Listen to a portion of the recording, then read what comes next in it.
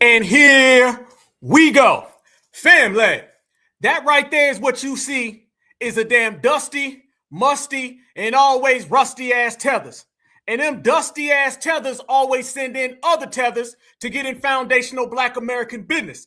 But they don't know that this is the reparations generation and we ain't having it. Can you believe that these folks are out there laying down reefs trying to claim our ancestors? Can you believe that these folks think they're going to disrespect us on our turf?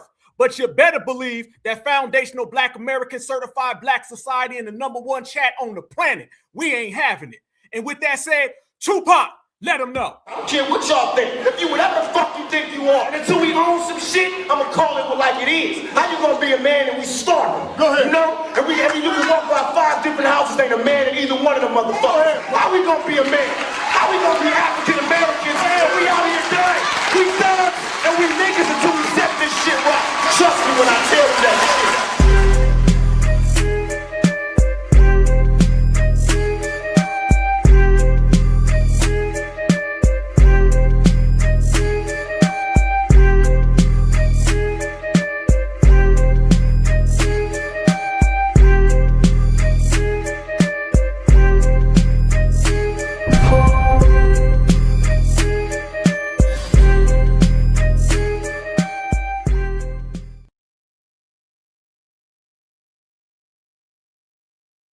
Family, what the counterfeits won't take care of, the certifieds will. What them previous folks wouldn't take care of, the reparations generation will. And we in here right now, certified, Black society, Black Alpha Network, #1 activists. We in the place. All the tethers and all the dusties and all the mops, y'all better run now. The exits are that way. You used to jumping over gates. You better jump back over or you're going to get thrown back over because I'm going to have probably about 3,000 certifieds in here tonight and they ain't playing no games. That part. How y'all living today, family? Chicago's in the building. Houston's in the building. Louisiana's in the building. What's happening, baby? 504, I see you. New Jersey's in the building. Yes, roll call, we here, family. STL's in the building. Right here. I see Florence, South Carolina's in the building. You already know. Detroit's in the building. #1 activist, Free Huey, you already know. Greensboro, North Carolina's in here. Florida's in here. Brooklyn's in here. I see Texas is in here. Baltimore's in here. Augusta, KC, Mo, you already know. California. I see South Florida. Raleigh's in here. Jacksonville. That's all of Duval. Another New Jersey. Another Florida. Another KC, Mo. Another St. Louis. Texas, well represented. Charlotte, well represented. I see NC, DC. I see ATL 3 times. 3 and 1 time. Columbia, South Carolina. Another Detroit. Memphis is in here. West Coast all damn day. Chicago all damn day. Certifies in the place. And we don't play about our money. Family, cut the check. That's the bottom line. That's how we coming with it, fam. Cut the check. Bottom line, that's what's going to happen. Fam, do you know that they done sent over these damn tethers from Ghana so they can try to steal our reparations, hijack our reparations, and think they're going to do it, and there ain't going to be some consequences and some repercussions. And we've been handing them out, family. It don't matter how many times you tell a tether. The only thing they understand is regulator language. And that's what we speak fluently. And that's what we're going to speak today. So what ended up happening, family, when we were calling out last summer with the 6th region and we shut that down, now they try to bust a block, come back around, family, and they're trying to make this whole UN visit that they're doing right now about Black Americans. Nobody can get it popping in the streets of the planet without FBA. Look around you, y'all. Look around you. If you want to know who's winning, look in the mirror. It ain't that far, fam. If we want to see who's winning, we got to look in the mirror. If they want to see who's winning, they got to look like us. And they not like us. So foundational Black Americans is going to kick up dust. That's what we doing. This is where we going. We going straight to work. And the disrespect will be checked. Family, this is what's happening in your country right now. The country that your ancestors built. These tethers are coming over here and they saying we all deserve reparations. Brother.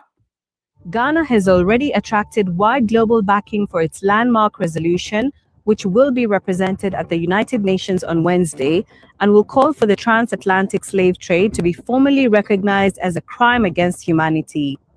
President John Mahama, who serves as the African Union's champion for reparations, is leading the initiative.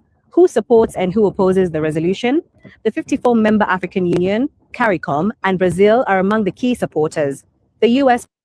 The African Union, CARICOM, Oh, we been done checked them. Brazil, didn't I tell y'all? They're trying to bring in South America. Y'all remember, fam, if you remember right now, 100s in the chat, please let me know. Remember, the president of Bolivia, he was saying he wants reparations. So do you see the Mutombo and the Pedro connection? And it's all sponsored by the Mayo connection. Oh, family, here we go. Lock in, share this broadcast. If you a foundational Black American, I want everybody in here. Get the whole family in here, fam. We about to take it to the streets. Congressional Black Caucus, the global group of experts on reparations, and several civil society groups have also declared their backing. But both Europe and the United States are expected to vote against the resolution, a stance which Ghana has strongly criticized. It is unfortunate that our friends in the EU and the US have served notice that they will not be voting for this resolution. But the good news is that we are far more than that. And we want to be on the side of justice, on the right side of history, and we want... Wait a minute, if you want to be on the right side of history, why you sell other Africans? How come you ain't talking about that, Mr. Mutombo the 15th? How come you ain't talking about what we've been going on over here? You ain't said a damn thing about what's been happening to foundational Black Americans for eons. Now you want to show up and you want to talk about, I want to be on the right side of justice. You ain't on the right side of your hairline because you ain't got one. Family, we regulating tonight. Let's set it off properly, fam. These people are not going to play games with us. This ain't the play games generation. This ain't the mess around generation. This is the F around and find out generation. You want to be on the right side? Then you can find your ass right back in your homeland. There you go. Healing and closure in a way that is dignified. What does the resolution demand? The proposal calls for a formal acknowledgement of the transatlantic slave trade as a crime against humanity, official apologies and financial reparations, citing the enduring economic and social consequences of slavery. Why is Ghana leading this campaign? Ghana is home to several historic slave forts and has positioned itself as a central voice for accountability and historical justice. Wait, fam. Did they just say, why is Ghana a part of a reparations meeting, yet they have slave ports where they were selling each other? Fam, they were selling their cousins. They were selling their aunties and their nieces and their nephews. Shouldn't that disqualify somebody from talking about reparations unless they get in the bag? Unless they trying to Africanize us? Let me play that one more time. They are qualified to speak on reparations because they sold each other? Against humanity, official apologies and financial reparations, citing the enduring economic and social consequences of slavery. Why is Ghana leading this campaign? Ghana is home to several historic slave forts and has positioned itself as a central voice for accountability and historical justice. The African Union has also extended its reparations agenda through 2036, further elevating Ghana's leadership role. Ghana has already attracted 2036, 2046. 2056, you're going to always get the same answer from foundational Black Americans. Hell no. Checkmate. Family, this is what's going on, y'all. Okay, so we already exposed all of that a year ago, the 6th region. We showed how they got people on the inside, and they're all working with the African Union, CARICOM, and whatever little devious sources behind the scenes. What we do know today, family, is that these people had the nerve to show up right here in the United States of America and lay down reefs for enslaved Africans. Fam, wasn't no damn enslaved Africans. And fam, they can keep their dusty ass reefs as well. And I'm gonna tell you what else they can keep. They can keep whoever sent them, because foundational Black American certified Black society, we ain't effing around with these people. It's time it gets real. Paperwork, real. Everything we do, real. Look at Al Sharpton, y'all. Look at Al Sharpton. Al Sharpton out there trying to lay down reason. Now they care. Now there's some type of concern. Now they want to talk about this. Nobody ever wanted to do any of these games unless these individuals feel that they can weasel themselves in. I'm going to be real, fam, and I'm going to make this crystal clear. This is about a two-edged sword, fam. A lot of them don't even want reparations. They want to stop our reparations. Remember, I've been saying it, family, for 4 years. They either want to stop reparations or they want to steal reparations. Those who want to stop it realize that they can't steal it. Those who want to steal it realize they can't stop it. That what they want to do, fam, they want to shut all of us down. They don't want us to get the bag. And they're scared right now. Let me tell you something, family. This is because they're afraid. They know them damn reparations is getting close. What I always tell everybody, while you listen to all these other people and they always doom and glooming, they always talking about it's going to be bad now. We can't allow this to happen. Allow what? Allow who? Allow what? When? Where? Why? They ain't going to get nothing from us. I'm going to go ahead and give you the end of this story already. They won't get an MF dollar from us, and we going to clock bank. So go ahead and mark that down. That's Black Alpha's official position. These MFers won't get a dollar from us, and we going to get paid. And their little games to try to stop or stall us, them is old news, family. Them is old news. But let me tell you what's new news. The new news is Certified 100 is in here, and they will never get a dollar from Certified 100, fam. We got a lot of hundreds and fifties to count. And we're going to count them in our name, not in theirs. And nobody is going to put a name tag on that says that they all's black, brother. We shutting all that down. Let me take it a step further for my foundational Black Americans in the building, in the place. Family, when it boils down to reparations, nobody gave a damn about reparations until we got the block popping. Fam, don't let these people talk that talk about they've been fighting for reparations for all these years and they the old folks who ain't never moved the needle an inch. Nobody gave a damn about reparations until the FBA grassroots, who I like to refer to as certified Black society, the only Black people that matter. Until we got it popping, nobody gave a damn about reparations. Nope. Because if they did, they'd be doing what we doing now. But let me tell you what they've been doing, fam. They've been cutting deals. They've been cutting deals left and right. I want you to understand what you see going on with Ghana is the same exact thing that you seen going on back in the 80s, back in the 90s, in the early 2000s. Anytime a brother, sister will pop up, they start running at, we want reparations too, brother. See, these are reparations ops.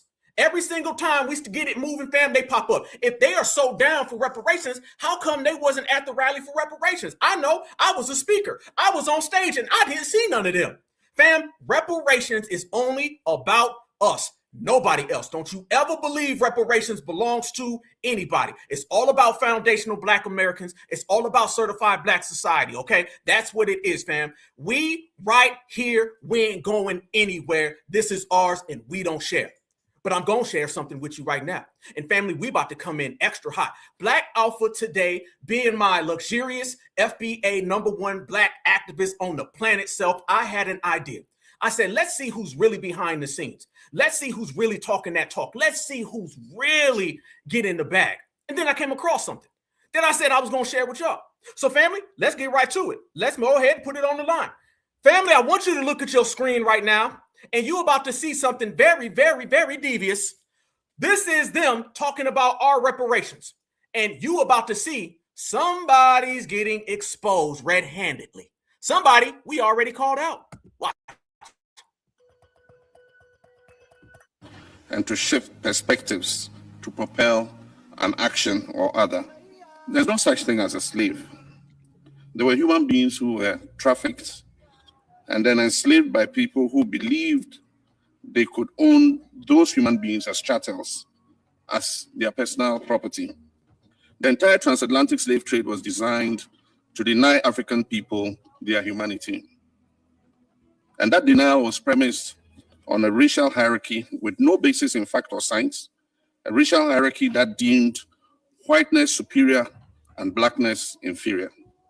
But I thought y'all didn't identify as Black. Fam, did you hear what he said? Did you hear what he said? He said, there was no such thing as a slave. Shit, you want to bet? Fam, watch the language. Don't let these people say there was no slaves. There was no such thing as slaves. We were people. We were people. You ain't going to get reparations for people. You're going to get reparations based on slavery. This wasn't people. This was slavery. Listen to what he says, fam. He comes out the gate saying there was no such thing as slaves. I'm going to play it again, fam. Listen to him. Listen to all the words. This is them, fam. They coming around us. They were just in South America. These people are in the United States of America. They going on a Mr. Mutombo world tour so they can try to undercut our reparations. Watch this man right here. Listen to this man's language, family. He ain't Black. There ain't no we, and there were slaves. And you know, because your people sold them. Truth begins with language, with the power that words hold to shape consciousness and to shift perspectives to propel an action or other. There's no such thing as a slave. What? There were human beings who were trafficked and then enslaved by people who believed they could own those human beings as chattels, as their personal property. The entire transatlantic slave trade was designed to deny African people their humanity. And that denial was premised on a racial hierarchy with no basis in fact or science, a racial hierarchy that deemed whiteness superior and blackness inferior. So when discussing slavery and its resulting institutions and practices, we must always start by reclaiming racial equality, the dignity of Africans, the humanity of our ancestors who were enslaved, and as a matter of course, our own humanity. I speak these words today not only for Ghana. Our own humanity? What you mean, R? Ain't no R, family. It's only y'all. Hold on, fam. It's about to get crazy. Turn up. Get ready, fam. Get your eyes ready. Lock all the way in, fam. Black Alpha is about to break some exclusive news. But also in solidarity with the rest of Africa, the Caribbean, Latin America, and the wider diaspora. And indeed, Latin America. There you go, fam. They want Mr. Mutombo and Mr. Pedro. He wants Pedro, Romero, Gonzalez, Benavides to get your money. Why are you bringing up Latin folks? Fam, I want you to notice when they talk about us, they say enslaved Africans. When he talks about them, he says Latin. Notice he doesn't call them African. No. He's not putting the we all blacks brother on them. With us, it's enslaved African. It's a walking African. It's a talking African. Skips over America. Never refers to us as Americans. But when he starts talking about Pedro, it's Latin Ghana, but also in solidarity with the rest of Africa, the Caribbean, Latin America, and the wider diaspora, and indeed, all people of good conscience throughout the world. This resolution is a pathway to healing and reparative justice. This resolution is a safeguard against forgetting. We stand united as Africans, whether on the continent or any part of the world, and link up with people of conscience around the world to seek truth and justice. And that sounds like truth and reconciliation. South Africa talk, family. That's South African talk. Does this woman right here give a damn about Harriet Tubman? Does this woman right here give a damn about Dr. Martin Luther King? Fam, these are slave traders trying to steal your stuff. Watch it. And restore the dignity and humanity of victims of the slave trade. This is a resolution of destiny. And I hope all of you will vote tomorrow to establish truth so that together we can pass this historic resolution and finally acknowledge the full horrors of these transgressions against humanity of the approximately 15 million human beings who were enslaved.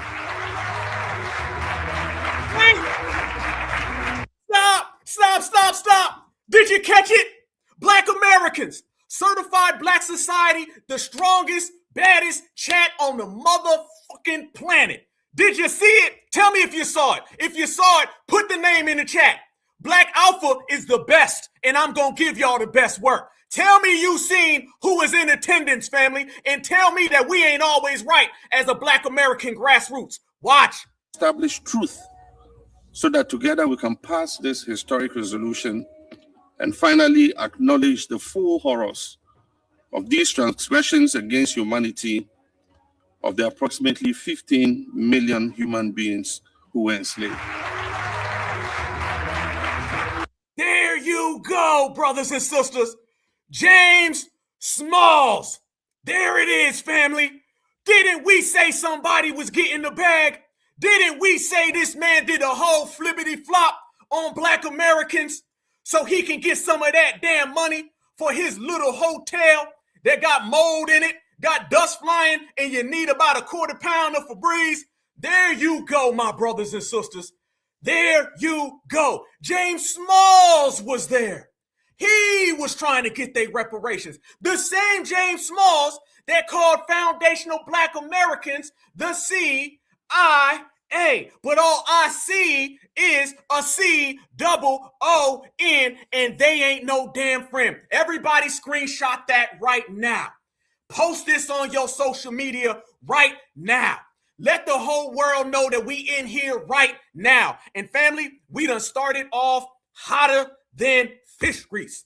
Family, only with Black Alpha. 20 minutes in, and we already done broke the biggest damn story in the community. There you go, family. Told everybody. We said it, family. And I say we, because we all sat here just a few months ago, and we said this man was getting the bag. Remember when folks were saying, no, he didn't feel that it was wrong. And we said, no, we know his ass is getting that slip slide paper. There you go, family. He was out there clapping too. Running. He was like, you number one. Ghana, Kenya, Zimbabwe. You see, he was clapping too, fam. Why is James Smalls there? Why you there, James? James, why you there, James? James, we done called you out, didn't we, James? James, we done said that you was getting that little Pan-African bag, probably from that African Union, probably from the Democratic Shields. This is why out of nowhere you heard all of that BS about FBA being a hate group, FBA being the CIA, FBA being the FBI. No. You look way closer to all of them than us. We ain't sitting at the UN, fam. Who the hell do you think is working with them folks? Foundational Black Americans who are out here in these streets by ourselves, signal boosting a message and going through hell to fight for the lineage? Or the old Pan-African who's upset and sitting there clapping at the damn UN while he's talking to Mr. Milk Dud Mutombo the 33rd. I have exorcised the demons, family, and that's what it is. And I told y'all, these are some demons. And I told y'all this was spiritual. And we did break it down. There you go right there. James Smalls right there clapping. The same way you got this. What's this guy? What's his name? He got like, not 17. No, not 18. 19 fleas, I think it is. Fleas. I know he's got a lot of fleas around him, okay? 19 flies or something like that, fam. I can't get it right. It's one of those two, okay? You know, the guy who wears the damn kufi, all right? Like this 1991. That guy. Kind of similar, isn't it? Isn't it kind of similar, fam, that these people talk about foundational Black Americans, and then the next thing you know, you turn around and you see that right there? Damn, family, that right there tells it all. I mean, if you got 19 fleas, I mean, why 19 fleas? Can you get 20 of them? Okay, can you round to the nearest 20? Can you do that for everybody? Round to the nearest 20 for me, and then we'll come back to the table. I don't know about these 19s, okay? We grown over here, family, okay? He ain't even, his flies ain't even old enough to drink, okay? And they can't think because they in our space. Fam, we told everybody it is what it is. We always right. I want you to know that, family. You're going to have a hell of a lot of people who going to tell you that you wrong. You're going to have a hell of a lot of people trying to shame you. We don't give a damn. The number one asset of this era is not giving a damn. The number one asset of this era is speaking your truth and not giving a damn how people feel, fam. This is about reparations. They're afraid right now. You don't have these people flying in all over the place. It costs money, fam. It costs a lot of money to fuel up jet fuel, fam. Okay, jet fuel costs a lot of money. These people ain't doing it because we slacking. These people ain't doing it because we slipping. All right, we ain't slacking on our macking and we ain't slipping on our pimping, family. But they getting pimp slapped every time you turn around. Foundational Black American sister, pimp slapping them. Foundational Black American brother, pimp slapping them. I just heard grandma done pimp slap somebody. Heard she had him in the damn chokehold. I'm just saying. And fam, when they start popping up everywhere and they got all this hatred for Foundational Black American and they casting aspersions on Foundational Black Americans, I mean, it's only right you see that these individuals is getting to the bag. I mean, fam, they get into a lot of bags. I mean, goddamn, did this just come out today? Did this just come out today? Oh, goddamn. Oh, damn, Nigeria. Damn. This is why they don't like Black Americans. Oh, okay. I see now. I get it, fam. I can see clearly now the fleas are gone. And we done made their asses flee back to wherever the hell they want to be, but it ain't going to be right here in the United States of America. Do you think it's a coincidence, brothers and sisters? You see that guy right there. You see this guy right here, back to that guy right there. And both of those guys have all this animosity for foundational Black Americans. And we just get into the money, fam. We ain't worried about nobody. You understand what I'm saying? We just focusing on what we got to do. We out here being the voice of empowerment, speaking to the people, relating to the brothers and sisters, the kings and queens, the goddess and gods. We already got to deal with enough, fam. So why you hating on me, family? But what I told y'all, fam, I said Certified's going to regulate Ballers gonna ball and them haters gonna hate, and them haters is hating right now. But foundational Black Americans ain't going nowhere. Fam, we gonna take it even a step further. We gonna walk down the street with it, and we gonna get real busy in these streets certified way, fam. You know when Black Alpha come in hot like this is a classic on deck, family, and this is how we running it. The streets is telling a whole different story, though. Brothers and sisters, kings, queens, goddess and gods, we ain't hearing that. Let's go to work, family. Seeking to declare the transatlantic slave trade as the gravest crime against humanity. For more than 300 years, Africans were treated as property, were tortured, humiliated, raped, and forced out of the continent, over 12.5 million of them, in the most dehumanizing and despicable circumstances. The world is yet to acknowledge this. Perpetrators are yet to apologize and have not compensated the victims. Family, do you want an apology or do you want money? I'm asking that question to my brothers and sisters in the house tonight. Do you want money or an apology? Listen. This is the time to demand reparative justice, and this is the time to demand restitution. Look at the hypocrisy. That's the Prime Minister of Ghana at this Latin American and Caribbean forum in Bogota, Latin American popped up for the third time, y'all.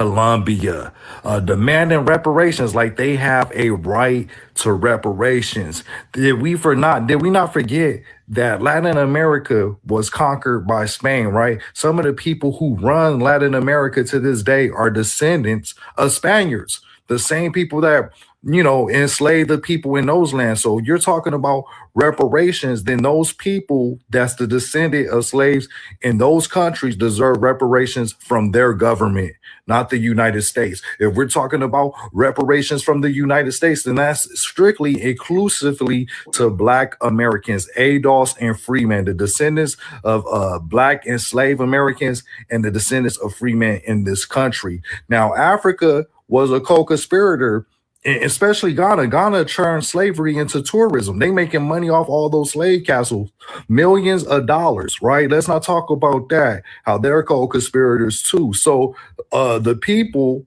that participated in this, the Portuguese, the Spaniards, the Europeans, and the French, right? Those are the people that need to give reparations. Like if it's the Caribbeans, what is that? The UK, those UK Europeans, yeah, get your reparations over there. But over here in the United States, that's not an African thing. That's a Black American thing.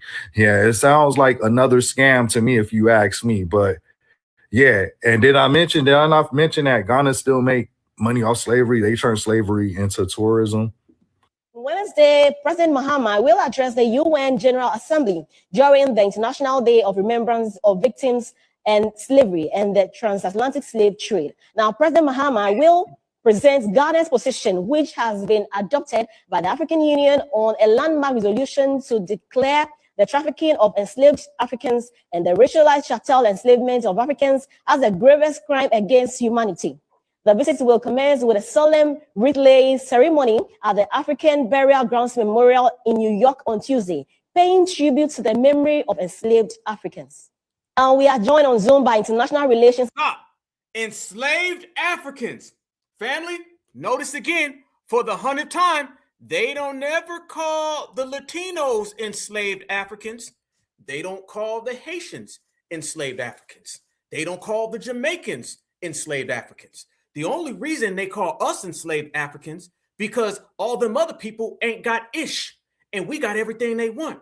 You think it's a coincidence that the big dogs on the block that built this big, massive country that they all flee to are the only ones they want to put the African tag on? How come they don't do the African tag on Jamaicans or Haitians? Notice, fam, that you keep the sovereignty of the Latinos, the Latin Americans, them over there. They don't pull that game with us. Fam, it's a whole different game plan. Let me say this, fam, and I'm gonna talk to my brothers and sisters while we in here right now. We cooking. We in here cooking. Why do y'all think that they were there putting down those reefs? Because I think it's a multitude of things. I think obviously, fam, it's a hustle, it's a play, and it's a scam. And I also think a lot of that, family, is spell casting. Keep that stuff away from our ancestors, fam. Did we not just sit here, what, a week and a half ago and talk about how delineation is spiritual? Did we not, fam? Because remember, these people are the ones running around here talking all that stuff about, we're going to use black magic on you. I never used it on the colonizer, but I'll use it on you, nigga. Remember that, family? Fam, you got to understand, that's all they got.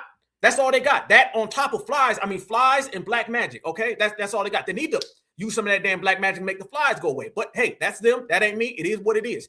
How do y'all feel about it? You feel the same way? Spell work? Rituals? Absolutely, family. They want the money, double-edged sword, right? Absolutely. I see you, Yo-Yo. You know I love you. Everybody's got to understand. Foundational black women. That's my day one, by the way, fam. She was in here when I had 6 people, okay? And now we got millions, so let's go. Fam, when I tell everybody that this is what they are trying to do, that's exactly what they're trying to do.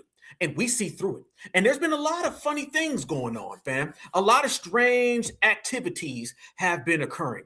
And you never sit there and watch these tellers, fam. Don't you ever underestimate the vitriol that these people have towards you, because you remind them of their failures. Family, I'm telling you now, our teenagers remind them of their failures. You got a big 75-year-old Mutombo who ain't never left Mutombo land, and he's looking at foundational black American kids with vitriol. They look at their own kids with it. Don't you ever put that on them, fam. This is how these individuals get down and operate. Let me show y'all exactly what I'm talking about, fam. There's some strange activities that these people been out here trying to get black Americans to participate in. And I want y'all to see that, family. This ceremony acknowledges the site where many enslaved people were buried with in cases West African cultural traditions, including Ghana, and then they also say the connection to Ghana. Family, I want y'all to notice, is the South in the house, fam? I gotta go there. Now, is the South in the building? Because y'all know I need the South to stand up. If the South is in here right now, please, oh please, oh please, I need my foundational black American brothers and sisters in the South to stand up. Because one thing I noticed, y'all, and I think y'all notice as well, when you start dealing with these tethers, y'all ever notice they don't never come down here to the South and pull this stuff? Shout out to all the brothers and sisters everywhere. Shout out to all the brothers and sisters throughout the United States of America. Shout out to all the brothers and sisters.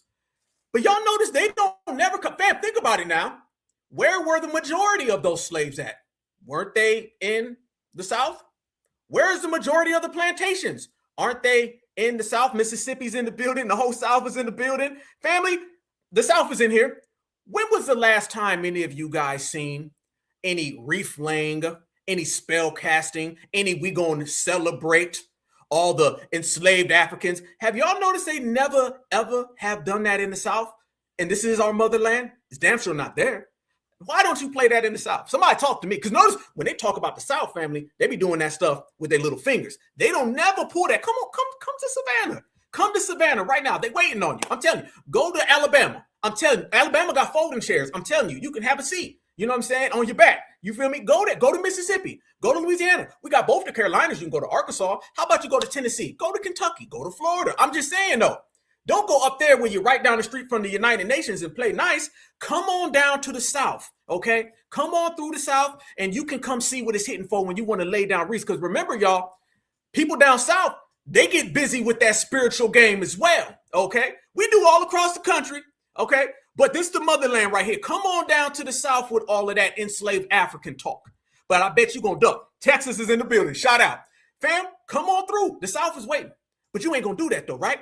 Because there's an old saying the foundational black America's been saying for a long time, and that is simple, fam. You know better. You know better. You know better. You know better. And shout out to all the certified foundational black Americans who have been holding it down all throughout the United States of America. But I just want that to be documented for the whole world. They don't play them games down South. Never, not at all. But family, let me tell y'all exactly what they were saying. Y'all look at this man right here. Shout out to the team. Shout out to Texas again. Two times. Family, watch this. This is what he was saying when he sat down. This is, by the way, the president of Ghana. And by the way, the same president of Ghana that Dr. Kubar flew over there and was at the inauguration. And guess who else was there? Delegates from the Kamala Harris-Joe Biden administration. Watch this, family.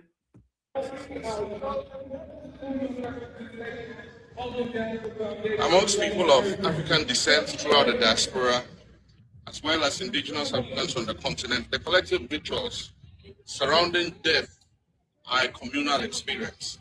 From its announcement to its recognition through ceremony. You travel to Africa, from the top of the continent to the bottom. In most cities, towns, and villages, you will see notices of people's death. Not small obituaries in newspapers, but flyers, posters, and billboards plastered all around. Listed on them is usually a litany of names of the bereaved, not just immediate relatives, but also names of extended family members, whether local or living abroad, and tribal or community leaders. All of these people to whom the deceased belong are listed on the obituary notices. Stop!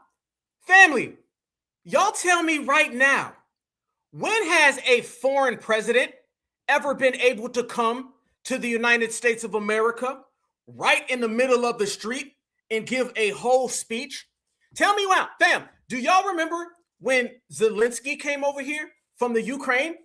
He didn't give no speeches out there in public. He never did that. It's one thing, fam, to go to the Oval Office or go to the UN. This man pulled up in the middle of the United States and just gave a whole speech, a whole damn about black people. Family, wait. Now, we know a lot of things. And one thing we know for certain, you ain't having no damn public campaign speech in the middle of America as a foreign government talking on behalf of black people. Unless your ass ain't talking on behalf of black people, you working for them white people. Can we put that on the table, family? You ain't seen the person from Germany come over here and do that. You ain't seen the Italian guy come over here and do that. You ain't seen the Ukrainian come over here and do that. Don't tell me the guy's coming over here from Ghana and they just give him a whole ceremony with a press conference in broad daylight to talk about reparations. Fam, we were having a reparations rally and they never supported us. They didn't say a goddamn thing about our reparations. Matter of fact, the Democrats had a little side rally and they couldn't even get a damn janitor to show up. Fam, they resist our reparations at every single turn, every single corner, but these people get public, open announcements talking about reparations in broad daylight down the street from the UN. This before he go and talk to the UN 2 times. Nah, bruh. Controlled opposition. Absolutely foundational black Americans. Absolutely. That's what these people are doing, and it ain't hard to tell. If you're watching, you can see it because it's all written right there on the table. And family, when I tell you that these people are clear as day opposition, you won't believe how low budget bottom feeder these MFers go, because they go low, family. And I'm talking about extra low. Do you know right now that they're running around here saying, again, they never sold each other? Notice, fam, when you started to see this PR about Africa is when these individuals started trying to get our reparations. Look at this, fam. Now, out of nowhere, Africans never really sold Africans. Well, what happened was it didn't go down that way. For years, everybody understood that Africans sold Africans. Until now, watch. That Africans sold other Africans, and they use it as a means to like justify slavery. Everything ain't racist, but this argument is misleading because yes, Africans sold other Africans, but you're skipping over very important details. So yes, some groups in Africa did participate in slave trading, but before the Europeans showed up, slavery was not race-based, it was not permanent, and it was not inherited by children. People were enslaved as prisoners of war, and it was not based on their skin color. So you may ask what— And you still enslaved somebody. Fam, notice she said, we didn't really sell each other because, you know, slavery wasn't based on skin color. I'm not talking about what slavery was based on. I'm talking about you enslaved your own people. Fam, if you enslave your own people and you say, well, it's okay because it wasn't race-based, does that make it better? Does it make better, fam, when you just say, yeah, I know I enslaved my own brother, but I didn't do it because of his color. So that makes it okay. It makes it okay that you enslaved somebody because it wasn't color-based. And let's be real. I think a lot of it was color-based, if you want to go there. Don't get it twisted. Africans have colorism right now. Trust me, there were some Africans that were snatching up other Africans because those Africans weren't the same complexion. Trust me, y'all. Change. Well, British empires like France, Britain, and Portugal created race-based chattel slavery. They created this system protected by law where black people equal property, children are born enslaved, and slavery lasts for life. Europeans also created the demand. They built the ships, they financed the trade. I don't give a damn. We give him that work. I'm not talking about him. If you ain't known, we've been giving him that damn work for 500 years. I'm talking about your ass. Fam, it's like when you bring up something to somebody, ho, ho, ho, ho, ho, ho, ho, ho, ho, ho. Fam, let me say something right now. Y'all gonna understand what I'm talking about. Yeah, absolutely about albinos over there. Absolutely, family. They got a whole system based on color. You understand? I told you a long time ago, they don't like the fact that we don't do that color stuff. And they do. They're trying to keep that element quiet. Fam, let me speak in foundational Black American hood classic language. Y'all know a hood classic. Let me go to the best hood classic. Let's go to Friday. Is she basically trying to tell us, you know Craig, man? Craig got fired. We got high, we got messed up. And Craig got fired today. And what did Big Worm say? He said, what the fuck that got to do with me? When you're sitting there talking about all of those people, well, the white man did this, and he did this, and we did this. I ain't talking about him. What the that got to do with me? I'm talking about your ass. Don't talk about the W when you done did the same thing. Because remember, you were his partner. Fam, these are two slave traders. You got the slave trader Mayo and the slave trader Mutombo. Don't hit me with the man, Craig. You know Craig? Man, Craig got fired. I don't give a fuck about Craig. I'm talking about you because your ass sold your brethren. It's a sad day when you're making excuses for selling out your family. You know, we had to bring Friday in here, fam. When Friday come in here, you know it's on one. What the that got to do with me? Not a damn thing. If you ain't noticed, we've been giving him that work for 500 years. FBA, we can multitask. We've been checking him when y'all was scared. When y'all was scared to come over here. When y'all come over here and try to get next to him and run to him and say, FBA's been mean to me. Because that's all that hate group talk is. Hate group is basically them trying to run to the W and snitch on us.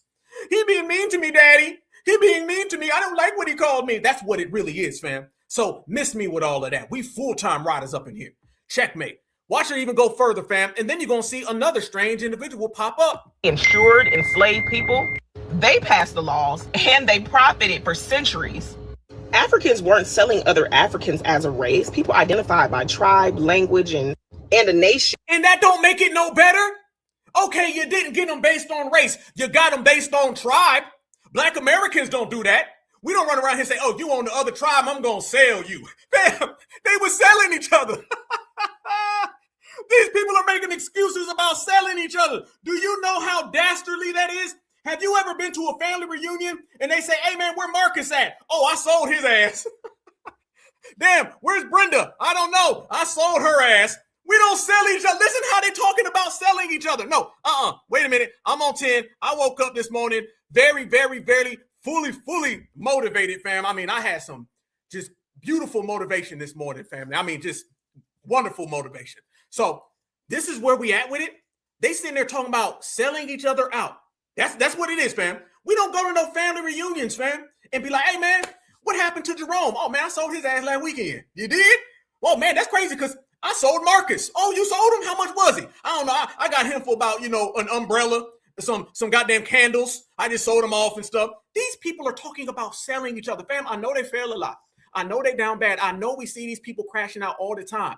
But I want you to really stop and think about how much these people talk about it. Absolutely, my sister. Absolutely. They say it like it's no big deal. I don't know about anybody else. But selling your own kind, that's not the time to start pointing the finger and say, well, he bought the boats and he bought the ships and he the one who came over here and did it. So you sold him. So basically supply and demand. They bought slaves. You sold slaves. Morally and ethically, your ass is about in the same position. Morally and ethically, your ass is the same as him. And do you see now the same as him is everywhere? You want your skin tone to be the same as him.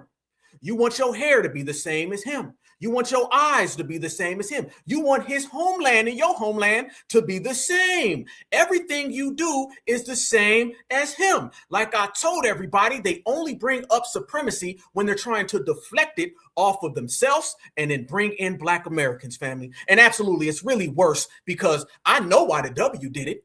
Why the hell you do it? Because remember, the W came over here and the W started snatching up people because he's a supremacist. Then what the hell does that make you? I know why the supremacists did it. That's why we've been whooping him up for 500 years. Now, what about your ass? Your brother? Your cousin? FBA don't rock like that. Family, she gets even worse than that, fam. Watch her go all the way down the excuse line. Not black, Europeans destroyed dozens of cultures and then piled them all together as one group and made themselves inferior. So when people say that Africans sold other Africans, all they really trying to do is dodge accountability. Everything ain't racist, but saying stuff like, well, Africans sold other Africans into slavery, we didn't start it, absolutely is. It's been a juicy minute. Did she just say it's racist? Fam, she said it's racist. So we're racist because we brought up a historical fact that you sold out your brother. Here we go. I hate this comment so much and get it so often. So let's talk about why that statement is both heinous and disingenuous. First, if you read, you'd know that African systems of servitude were fundamentally different from what Europeans created. In many African societies at the time, enslavement was temporary, often results of war, debt, or crime, and people could marry, own property, and even regain freedom. That is nothing like the racialized, hereditary, and dehumanizing system of chattel slavery that Europeans built. A system. And you sold your damn brother. Okay, let's not say chattel slavery. Let's say family slavery. Okay, family slavery, your ass sold your family. How about that one? Fam, you notice that they are ducking and dodging any form of accountability. And again, y'all, here goes Mr. Pedro. Why the hell does Mr. Pedro pop up every time I turn around? Why you care, Mr. Pedro? Are you in bed, figuratively and literally, with Mr. Mutombo? Because it looked like you rubbing up on Mutombo's thigh. So you coming up with lies when you got all the flies. Let's go. System where black people were treated as livestock, bred for labor, and tortured into submission. And even if Africans were involved in the trade, ask yourself, if someone sold you a person, what would you do? Would you chain them, beat them, rape them, force them to give birth to children? That's what you do to slaves. Fam, is he trying to put some type of barometer on slavery? Well, if they did, they could, and they might, what would you do? I don't know. I probably wouldn't own another person. I probably wouldn't sell my own brother. I probably wouldn't sell my own nephew. I wouldn't capture my niece and then give her to a damn stranger. Let me go there, family. Let me go all the way there because we about to work these people. They about to get this work. They about to get this work. Family, let me go ahead and go all the way there. And I'm going to go all the way live. Do you understand the mentality you have to own somebody that's your own damn family? Okay, we're not going to do this favorite slave master because that's what they plan. They're trying to put slavery in boxes. This is how things become murky. This is how things become unclear. They just start saying stuff. They just start pulling out things and throwing them. We're not going to dice up slavery, but I want you to understand this is the time frame we're in now, y'all, because they have to clean up their role in slavery because that completely destroys everything that they're talking about in terms of trying to take our reparations. This is what it is. The first thing people do when they see an African talk about reparations, first thing we say is, okay, well, your ass done sold some people. You owe us money. So now what you're seeing, fam, is a rewriting of history with the Africans trying to take themselves out of responsibility and accountability for selling people. You got to remember, y'all, who you enslave is a very, very important factor. Who you sell that slave to is a very, very important factor. If you capture your own aunt and you sell your aunt to some stranger who came here from Europe, doesn't that mean you love that stranger from Europe more than you love your own aunt? If you capture your nephew and you sell your nephew to some stranger from Europe, don't that mean you love that stranger more than your own nephew? And ain't that the same thing you see today? They love the W more than they love themselves. That's the reason why they always sell each other out every time you turn around. That's exactly the way these people think, fam. And family, let me take it even a step further. They had the nerve, fam, the nerve to pull up and talk that nonsense to foundational Black Americans. And they had that nerve, fam, to pull these numbers right here. Look at this, y'all. Look at this. Laying reefs down for our ancestors, fam. Nobody fights for our ancestors but us. Nobody does. I want y'all to know this, family. Nobody fights for foundational Black American ancestors. How do we know? Because we're the only ones who stand up for our ancestors. Fam, don't ever trust somebody who out of nowhere wants to start talking about our ancestors when they weren't ever there in all these hearings and all these meetings and these conversations. They don't listen to the new Black media. They don't tap into anything. They don't signal boost, but they damn sure know how to pull that right there. Look at this, fam. Look at this. And didn't that salami dude, wasn't he the main one trying to run around here and say immigrants built America? Yes, the hell he did. And then look at this right here, family. This is for you. Al Sharpton, Brazil back, Muhammad's basically hijacking of FBA reparations, fam. Oh, yes. Yes, the hell they do. When Al Sharpton shows up, you already know what it is, fam. You already know. And I'm going to take it even a step further. I'm going to tell y'all something that you might not have known, but you're going to know now because you're rocking with the greatest. Family, do y'all know it wasn't just Al Sharpton who was there at that little UN reef thing? Family, I'm going to tell you right now who they've been trying to place as the reparations leaders. You've seen Al Sharpton, right? Y'all look at this right here. Look who else was there with Al Sharpton. Man, there's been a hell of a lot of things going on today. Y'all look at this right here.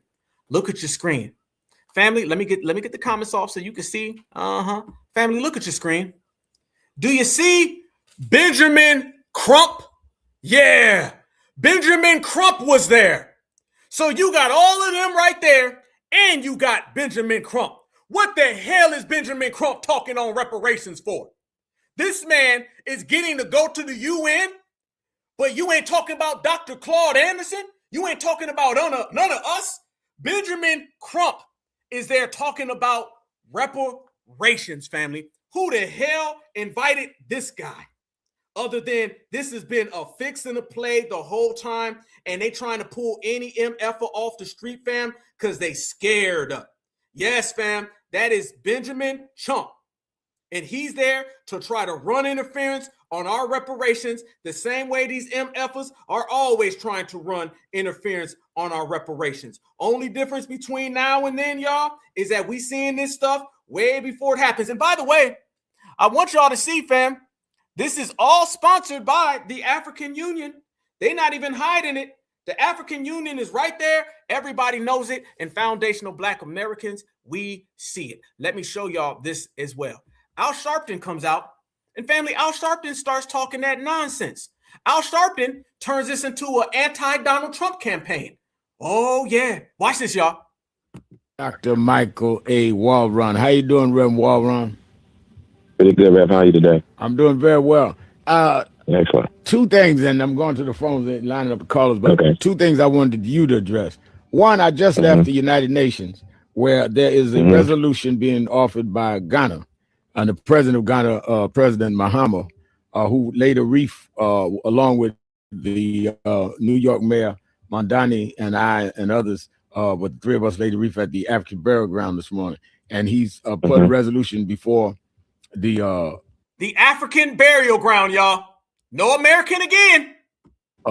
United Nations, saying that he wants them to resolve that they condemn the Atlantic slave trade, the most brutal in history, and that there must be reparations. The Atlantic slave trade. The Atlantic slave trade. Okay. For what was done. And they have enough, their vote will be tomorrow. They have enough votes, he says, to pass it. But the United States has said they're going to abstain in some European countries. And then they're going to the World Court to force the issue. And I said my remarks today to the delegates that were there, and they had the delegates from all over the countries in the UN, that you got to decide which side you're on. They know abstain, and abstain means you're on the side of slave masters. You're on the side of these slave traffickers. And it's going to be a process to go to the World Court, but it's going to be a process here for reparations. The fact is, even though I came out of the Martin Luther King School of Thought and was a youth director in his local chapter here. No. Miss me with the Dr. Martin Luther King talk. We're not playing that, family. Look how he's trying to hit you with the Dr. Martin Luther King. Y'all better keep all that stuff when y'all doing them fake ass marches. Don't come in here. I'm like Dr. Martin Luther King, because Dr. Martin Luther King Jr. said he coming to Washington to get that damn check. Fam, listen to this, and it's about to turn into Donald Trump Democratic campaigning. The year he was killed, when I was just 13 years old, Malcolm X talked about we need to go to UN. Well, we here now. You got the president of Ghana, Kwame Nkrumah's Ghana, raising the issue. And I want you to address what you think, because a lot of people say, well, that's symbolic. But the same people talking about symbolic say, let's get reparations. How are we going to get it unless you go through a process? Secondly, how Donald Trump said on yesterday that he wanted the Senate and the Congress to stay in session. Don't worry about Easter. Stay here and vote for the SAVE Act, which is his voter suppression act. Do it for Jesus. No, stop. Don't bring up no damn SAVE Act. I don't want to hear it. Fam, do you see how quick they done turned this into something about illegal immigrants? Y'all right now tell me, do you see how fast this done turn into Donald Trump and illegal immigrants? That ain't got nothing to do with foundational Black Americans. Hold up. Wait a minute. We gonna get back to Mr. Bobblehead in a second. Did you see how quickly that turned into Donald Trump and the SAVE Act and save illegals? Maybe that's why they always refer to the illegals as Latin Americans, but they refer to Black Americans as enslaved Africans. They always work around that. This ain't got a goddamn thing to do with none of them. And immediately that pivoted into some anti-Donald Trump stuff. Still fighting for illegals. Absolutely, fam. Still fighting for illegals. Fam, this is a multifaceted game. That's why I know a lot of people be talking that talk and they be like, Black Alpha's always talking about how great FBA is. Black Alpha's always bigging up FBA, talking about we always winning. You MFing right, we always winning. And I'm going to continue to talk about it, fam, because that's all we do is win. You damn right I'm going to always stand on 10 for the lineage, because these people got to have the African Union. They got to go to Ghana. They got to get the Democratic Party. They got to go get all the tethers on earth and no deodorant. But yet these MFs still got to come out their damn bag trying to get our bag because our bag is off limits. Fam, when you making these people spend, your ass gonna win. They spending money right now. All of this, fam, is because they trying to get what's ours. We ain't trying to get what's theirs because they ain't got nothing. So damn right FBA's winning. Damn right we are when they cutting all these damn checks to tell lies. Fam, you got to pay to lie. Keep on, fam. Let them keep on lying because they going broke in the process. They ain't moving the damn needle. They just had that musty man march down there in Selma. Ain't nobody give a damn about that. We good over here. We good over here. And I'm going to always stand on 10 for the whole lineage, heritage, and culture because we always out here winning. Watch this right here, family. Now they're going to start talking about all these reparations. Fam, we've been talking about reparations. No longer are you going to deny the grassroots in America and act like we don't exist, because we going to act like your ass don't exist because we stepping on you. This ain't 1980. This ain't 1990. This ain't the yes we can era. This the hell to the no era. Hell to the no, we ain't friends. Hell to the no, we ain't allies. Hell to the no, we ain't buddies. And hell to the no, you ain't getting our money. These people think that they going to run around here and talk like it's back then. You can't match us. Foundational Black Americans, we outclassing them in every effort, fam. The kids want to be like us. People relate to us. They're using our talking points. We ain't got to use theirs. I'm here to let everybody know this is a new generation, family. This generation, the Black American grassroots dominates the Black community. It ain't going to be no more we in the basement making a goddamn rap song and they asses is on MTV doing world tours. We on world tours right now because everywhere I look, when we go around this damn planet, they want to walk like, talk like the grassroots. We seen them driving the bus down Democratic lane, LGBTQ lane. They were swerving to go get some Skittles bags and some Starburst. We took them, threw their ass off the bus. Now we done dropped that top all the way back and the bus is now a Cadillac. And we going forward, family. This is about us. The grassroots, for the first time in 60 to 70 years, dominates the Black community discourse. And that's why everything's changing. So they won't be able to come up in here with none of that nonsense about, well, Donald Trump said. Now I'm telling you, the grassroots said, F all y'all. How about that one?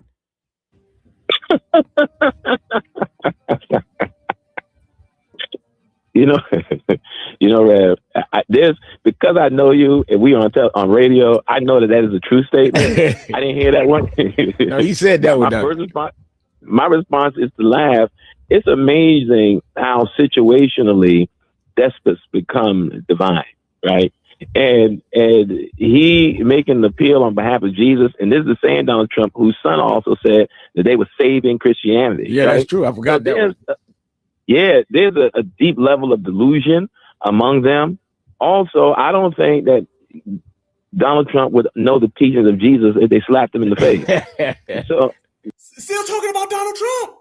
They talking about Donald Trump, fam. This ain't got nothing to do with Trump. Man, why you think that they were allowed to have that little meeting? Why you think they was allowed to do all that talking? Here you go. Democratic swerve. So that is pure posturing, and actually it's offensive to a degree to say do it for Jesus. Well, if you want them to vote and do it for Jesus, how about you give people back their health care for Jesus? How about you reinforce or enforce social safety net programs for Jesus, because that's more in alignment with Jesus than the SAVE Act. So it's just again another moment that if it wasn't so. Fam, how did our reparations turn into Jesus? Family, how did our reparations turn into Jesus? Where the hell did they make this turn? Bethlehem? Fam, let's get real. Let's stop playing with these people. Fam, I'm going to show y'all this, and then we about to get real busy up in here. Let me proceed. Tragic, it would be purely laughable, but it's tragic at the same time. And, so I think, the reason I want you to address it, and then I want you to do the UN situation. But the reason I want you to address it is that where are the Christian right that has been so supportive of him, that has been able to skate here and there on cultural issues? How do they let this man blaspheme like this and we not call them out? I don't expect them to voluntarily do it, but I on my radio show, and I'm doing Morning Joe in the morning tomorrow morning, I'm gonna be calling out where y'all at. I don't expect nothing from Donald Trump, but Dr. Michael A. Walrun, how you doing? Stop. Here we go, y'all. Let's bring it all the way back, family. Here we go. Family, this is what always happens. We just had that Selma March trying to hijack our ancestors. Fam, there's a term that Black Alpha's been saying for quite some time now, and it's an ancestral kidnapping. Okay? You got to remember, the foundational Black American ancestors are the most coveted people who have ever walked this planet Earth. They view our ancestors as somebody they can get a come up off just simply based on the fact that what they went through, nobody's went through. Nobody. And what they want to do is play us and our ancestors. Because remember, y'all, if they can erase your ancestors, they can erase you. If they erase you, they can erase your kids. This is why we're going into a new era of straight up regulating. Brothers and sisters ain't playing no more. Have y'all noticed that? Have y'all been seeing that fire in the eyes of foundational Black Americans everywhere, fam? Have y'all been noticing that? We ain't going for none of them games, and it ain't going to work. I'm here to tell you, like I told you before, I'm going to let it all be known. Nothing they doing is going to work because you up against a monster right now. It's that FBA grassroots that I was just telling you about. Our ancestors will be respected. Our ancestors will get their proper etiquette, or you will get a lesson that you ain't never got from nobody else, family. You will get some consequences you ain't never got from nobody else. We shutting down everything right now. Gone are the days of let them talk. Gone are the days of let's be friends. Gone are the days of over on TikTok, they'll have these hour-long damn discussions, F-hour. They'll have 5-hour-long discussions with reoccurring tethers, fam. Think about this, fam. Reoccurring tethers. Hey, let's bring in tether number 5. He's back again. Ain't seen you in a while. How's it going in your village? Oh, you still don't have a hairline. Damn. Oh, you still don't know deodorant. Come and tell us about it. I don't know about anybody else, but do y'all move like that? Because I don't move like that. And I know my certified riders don't move like that. The reoccurring tethers is over with. Have y'all noticed one thing for those who tap into me and my sister natural? Because we've been putting it work. Have y'all noticed about me and my sister natural spaces? You hear tether one time, but they don't come back. Y'all notice that, fam? Y'all notice that, right? A tether come around us, they get G-checked one time, you won't ever see them again. We out here ruining tethers' careers. Don't be sitting here enabling tethers. Let's have a whole Pan-African versus FBA debate. What is there to debate about? How much of our money they want? I don't know about anybody else, but if you're sitting in your house and you relaxing with your family and somebody breaks into your house, home invasion, because that's really what it is. It's a home invasion. Are you going to sit there and interview them for 3 hours about why they want your big screen TV? Are you? Are you going to sit there and have a debate with somebody and say, hey, why do you want to kidnap my daughter? Just tell me why. Why do you want to kidnap my son? Why did you steal my car? Or are you going to get right to regulating? Are you going to commence with the regulating? There you go, fam. You got to remember, y'all, we are further along than a lot of people think. These people are afraid of what we got going on. They don't come back when people regulate. They don't come back when we stand on business. They don't come back when we put that G-check down. That's where we are with it, fam. Full-time regulating, shutting everybody down because it's proven that these people have no loyalty to nothing. They don't even have loyalty to themselves, family. No loyalty to themselves. They want it all. Y'all know I'm always saying people do not ever tether at 22%. I think there was a thing that people kind of just wanted to tether a little bit and they just wanted a little bit of what we had. No, they want it all. And speaking of that, family, let's go ahead and put a hole in all that. Everybody look at Africa right there. That was Africa. Y'all know the Africa that they're always telling us about. Hey, man, let me tell you about Africa. Man, in Africa, we are so old, fam. Look at those. This map goes back to 1890. 1890, fam. Foundational Black Americans, we're older than all of them. Look at that, fam. This is what. How you gonna get reparations? Based on what? Based on how? How are you gonna get reparations, family? Because I'm looking at that right there, and y'all was all diced up, chopped up, split up. So tell me how you're gonna come around here and get some type of reparations when y'all weren't even established at the damn time. Y'all weren't even established then. Oh, fam, we gonna put some real receipts on the table and put some real scholarship behind it. How in the hell can they say that they want foundational Black American reparations or say that foundational Black Americans is from Africa when I'm looking right here, right now, y'all? And what I see is that we older than all of they damn places. How's that village treating you over there, village man? You doing good, village man? Is it good in your hood, bruh? Look at that. You see it, fam? Let me ask y'all a question. That's 1890, right? How many of you guys have traced your ancestry back further than that? So wait a minute now. The Black Americans who have no culture, the Black Americans who are just lost immigrants, I go back way before 1890, but I'm looking at your 1890 map, and your 1890 map tells me didn't nobody know who the hell you was and didn't know where the hell you was at. Hell, you didn't know who the hell you were. You didn't know where the hell you was at because you don't have a birth certificate, and all of your birthdays are all on the same exact day. So I'm sitting here, and that's January 1st, by the way. So what does that tell you about these individuals? It tells you what we already knew about these individuals. Everything they saying is all a lie because these people want our money. Fam, let me tell you something, okay? I want y'all to think about this. For my young Gen Z brothers and sisters in here, you're going to follow me now, okay? And all my millennials know what I'm talking about, and the Gen Xers and the baby boomers really know what I'm talking about. There was a time where reparations was laughed at. It was a joke. Oh, you'll never get reparations. Ha, ha, ha, ha. And before they laughed at reparations, they used to tell everybody how reparations would never happen. How many of you guys remember that? He ain't going to pay up. He ain't going to give us no damn money. We got to go back to Africa. That's the only way we will be able to reestablish who we are. And they haven't established who they are now. Y'all remember that? Well, reparations changed around the time that foundational Black American grassroots took over. It went from something nobody talked about to something people laughed about to something everybody's afraid of. Now presidential candidates are losing because they can't answer simple reparations questions. Y'all did that. Now you're seeing whole political parties go down in waste because they can't answer questions about reparations again. Y'all did that. It was the 70-year-old woman that was going to the reparations task force and was sitting there saying, I want that money. It was the 15-year-old who said, cut the check. It was all the brothers and sisters who donated, who stood up, who went to these places, who got in their faces, who pressed them. It was all about that. My brother Church in here, shout out to my brother Church. My brother Church, he ran up on Sheila Jackson Lee. And he was like, yo, what's up with that money? And what's up with your Black American tangible issues? Because remember, Sheila Jackson Lee was on that damn HR 40. Shout out to my brother Church for that. You feel me? Y'all remember, I'm the one, I seen Kamala Harris 3 times. Y'all seen the video where I'm yelling at Kamala saying, we want reparations, keep your goddamn collard greens in the bathtub. There's never been a time where a Black activist is on the same damn place and stage with the vice president other than me. And I just did that, family, a year and a half ago.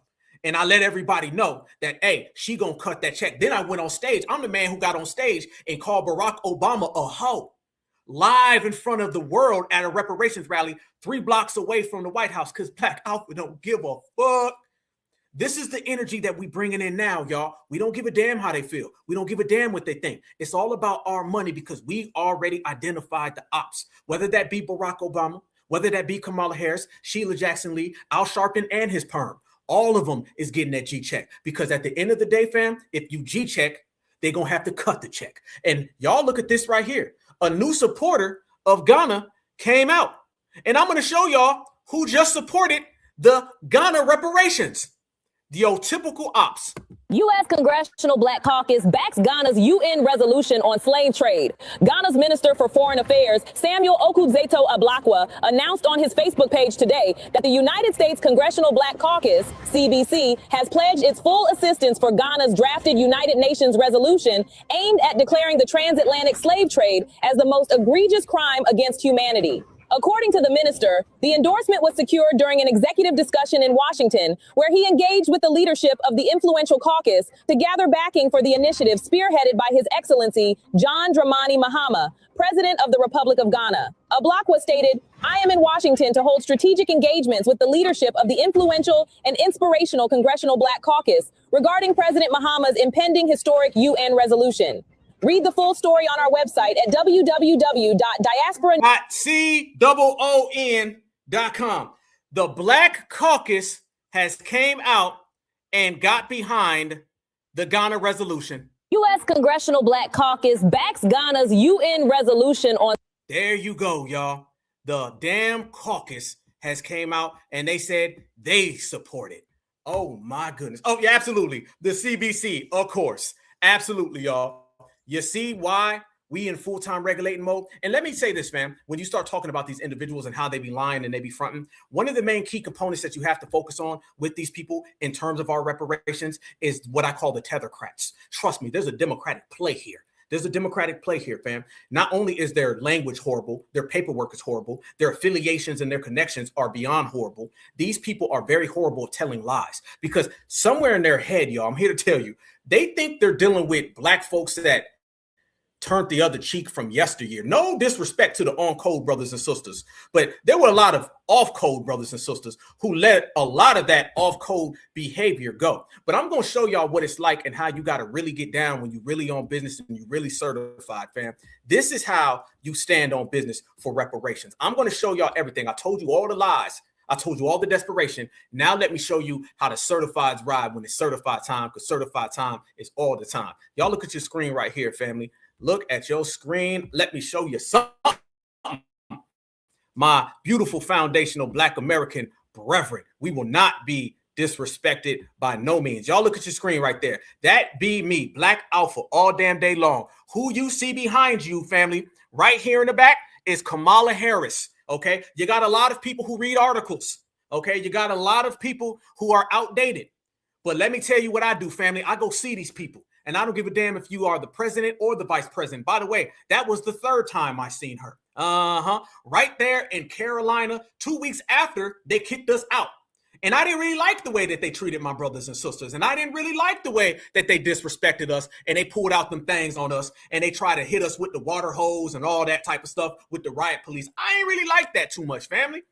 So I had to go out there and I had to go see Kamala Harris. And you see her in the back. There goes me. There goes her. And when I seen her, family, I had something to say. I had something to say, and I'm going to show y'all what I said to her. This is where we are. This is how we moving, y'all. Reparations, come on. Reparations, come on. Not hip-hop history month. Secret Service watching me.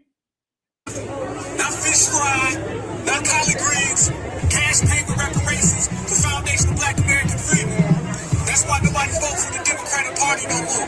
No reparations, no vote, no tangibles, no vote. Right there, family. One more time. I said we want our reparations, Kamala, not hip-hop history month, not collard greens. We want our reparations for certified foundational Black Americans.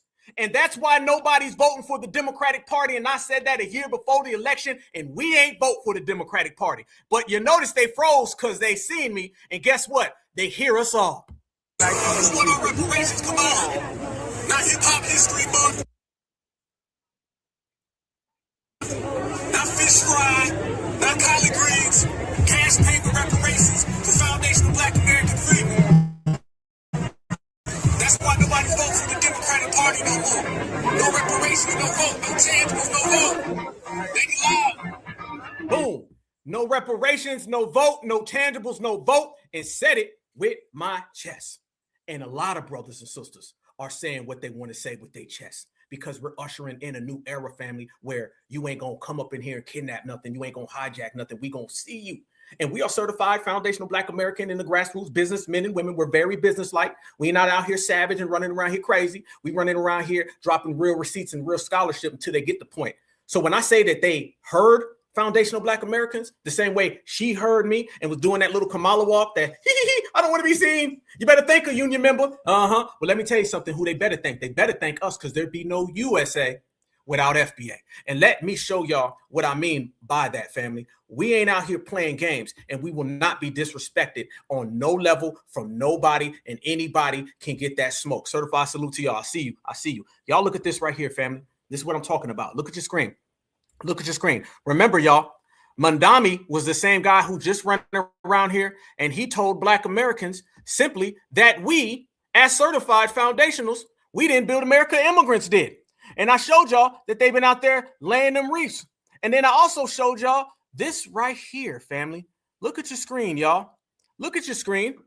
Remember right before Joe Biden left office, Joe Biden went and did what? He ended up pledging $55 billion to Africa. Remember right before Barack Obama ended up leaving office, he went and he pledged billions of dollars to Africa. Africans right now are not only just getting colonized, Africans have been cutting deals to undercut Black Americans for a long damn time, y'all. And we done been showing everybody the receipts, because the receipts are on the table and them receipts are loud as hell. Look at this right here. The Biden-Harris administration is over-delivering on our commitment to invest $55 billion in Africa over 3 years, family. And fam, this was 2 years ago. So they out there getting the bag as we speak. They out there getting paid as we speak. They out there right now running up a check based on foundational Black American pain and suffering. And remember when Joe Biden went and he said this right here about Africa? You know, that's the right thing for the wealthiest nation in the world to do. And today, I'm announcing over $1 billion in new humanitarian support for Africans displaced from homes by historic droughts and food insecurity. We know African leaders and citizens are seeking more than just aid. You seek investment. So the United States is expanding our relationship all across Africa, from assistance to aid, investment to trade, moving from patrons to partners to help bridge the infrastructure gap. I was told, by the way, when I got elected, I could never get an infrastructure bill passed. Look at that, fam. He just called Africa his partner. Investment to trade, moving from patrons to partners to help bridge the infrastructure gap. I was told, by the way, when I got elected, I could never get an infrastructure bill passed. You know, that's the right thing for the wealthiest nation in the world to do. And today, I'm announcing over $1 billion in new humanitarian support for Africans displaced from homes by historic droughts and food insecurity. We know African leaders and citizens are seeking more than just aid. You seek investment. So the United States is expanding our relationship all across Africa. Boom. Boy, let me tell you something. You put Joe Biden in slow-mo, that thing may never start.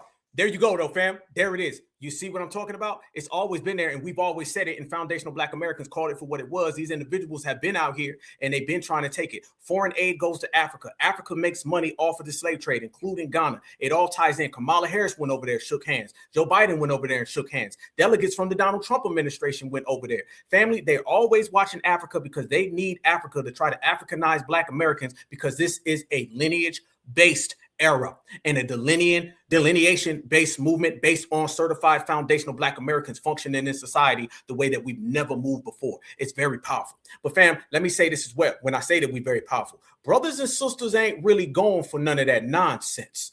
Let's go ahead out there to New York City real quick and what ended up popping off today, because they went out there and they wanted to lay down those reefs and they wanted to talk all that nonsense. But some real foundational Black American certifieds was there on the scene, and the certifieds, like I always say, they're going to get you. and the certifieds popped up, and the certifieds was there, and they weren't having none of that talk.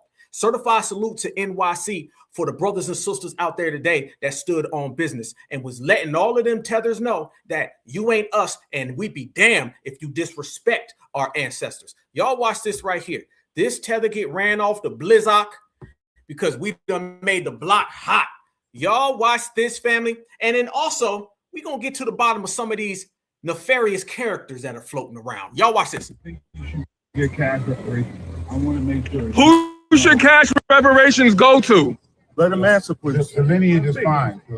Foundation of Black American lineage. Reparations for foundational Black Americans only. Sure.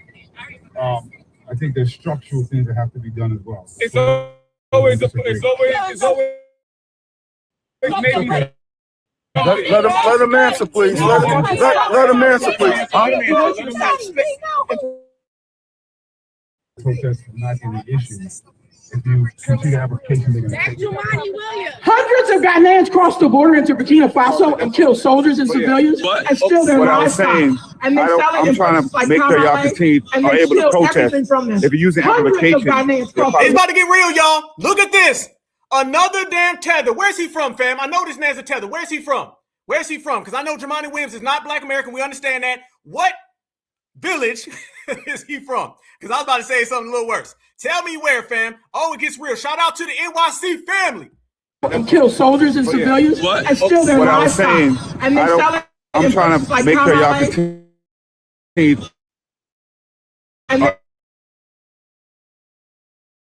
Able to protest. If you're using amplification, they're probably going to take it. That's all I want. What you mean probably?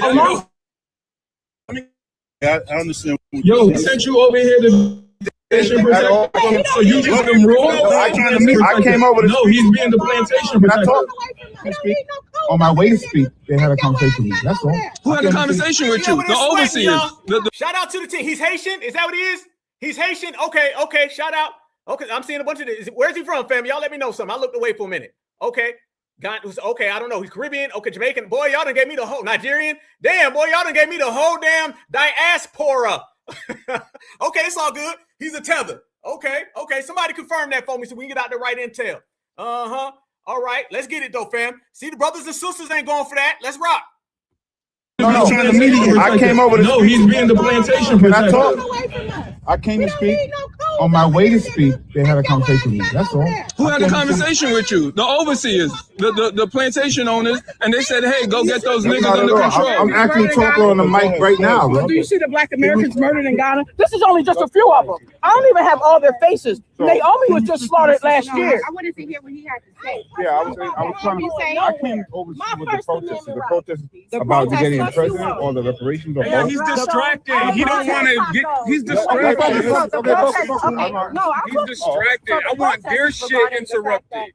Ghana is acting. Lisa Williams was poisoned in Ghana. They sent a man pretending to be her son to pick up her body. Lisa Williams doesn't have any sons. A white American named Julie Diane Williams, a mother of What is this person talking about right here? What look, fam, look, who is this person talking about?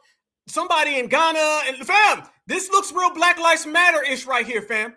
All right, somebody's jumping in now saying, well, wait a minute now. What about the 5 kids who has ended up unalived in Ghana? We talking about reparations right now. Fam, we gonna go there. Oh, we cooking, we working, we shining, we grinding, fam. Here we go.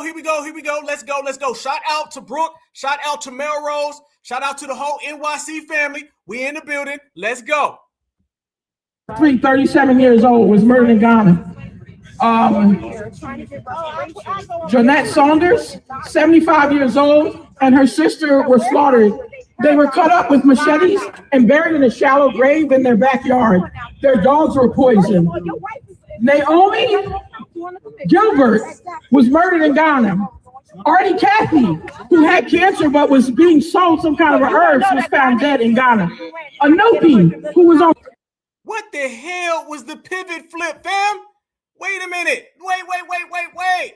No, stop. Stop, fam.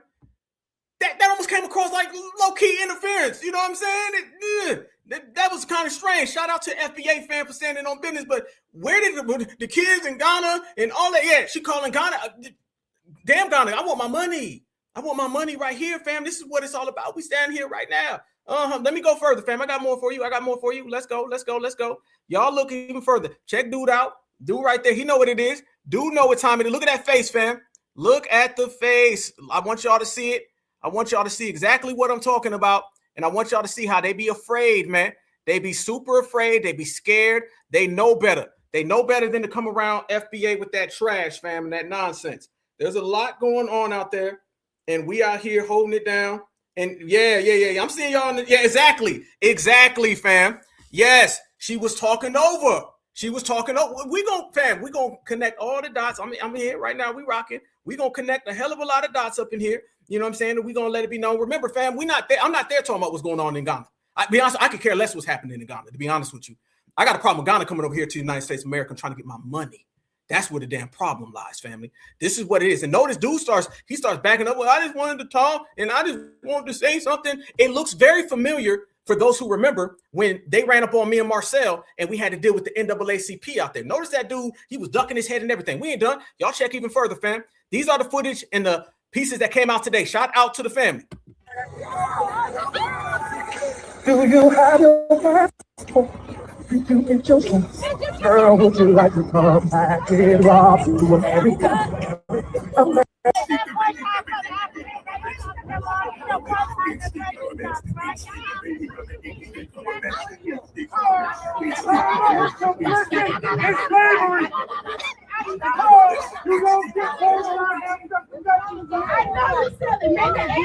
Follow you home and get that link back on you for the disrespect that you have shown them.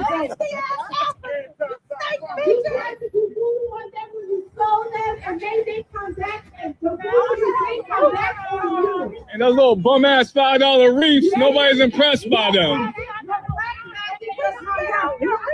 You taking selfies on our ancestors' bones. Look at these bitches.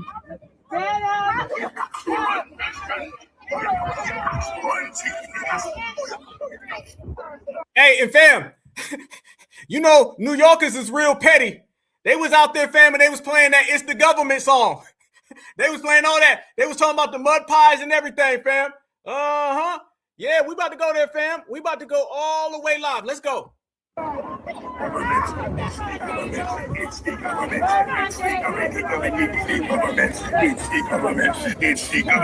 This is hilarious. It's the government. The fact that we were able to disrupt them and let them know, hey, we're not jacking this, that's what happened. Is that Rod Daniels? Is that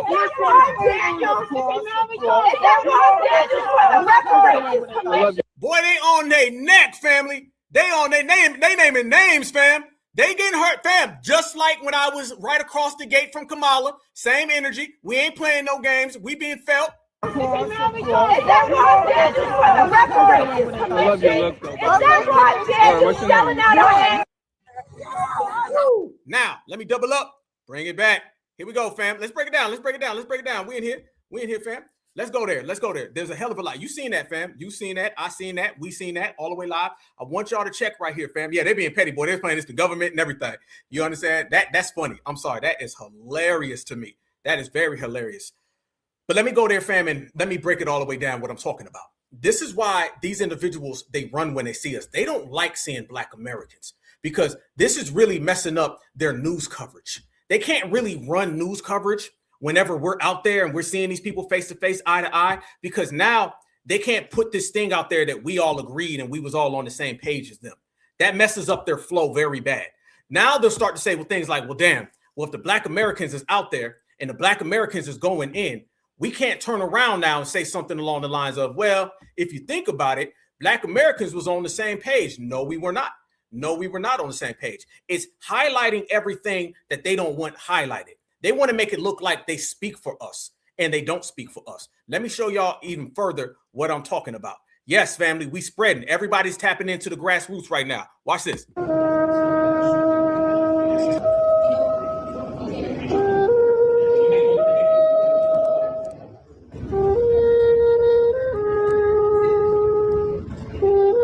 making documentaries, fam. They making documentaries, fam, about us when they ain't never did nothing.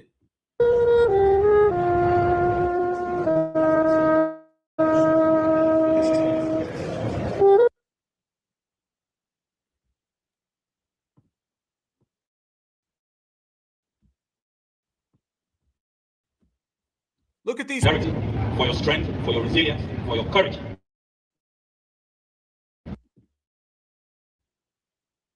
Look at these reefs, fam. Look at these reefs. And one of those reefs said, guess what it said, fam? One of those reefs said Latin Americans. It said Latin Americans, fam. Notice what I'm trying to tell you, how these people are moving. Let us work together to commemorate are now buried beneath it. This year, what marks 250 years of the United States, we must tell the truth. The rest of you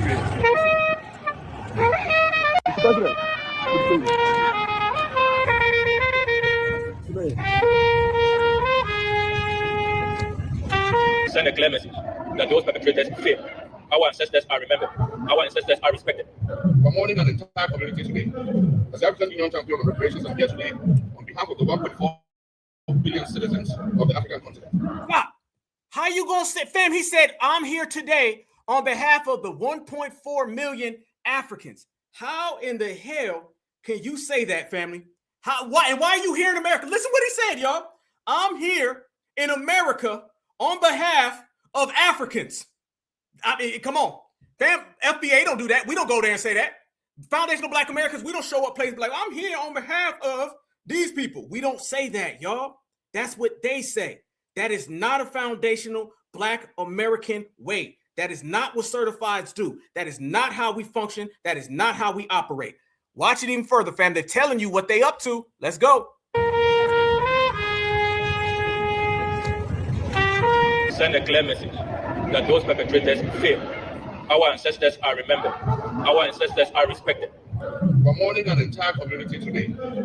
As the African Union Champion of Reparations, I'm here today on behalf of the 1.4 billion citizens of the African continent.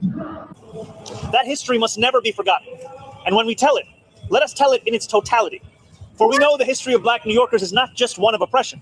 It is one of resistance. Wait, now he's talking about Black New Yorkers. Fam, he just said that immigrants built America. Notice now he's trying to sing a different tune of solidarity. This same person was running around there trying to say that they all were just bystanders and we just sat around, and now this MF got the nerve to say the history of Black Americans, fam. Nah, bro. No, y'all. We ain't no damn Africans. Make it clear. You got no right to talk to us. We're not Africans. How in the hell are you telling people who are American they're African? You've never seen nobody come over here from Sweden and say they speaking on behalf of all Europeaners. You ain't never seen that, family. You never did.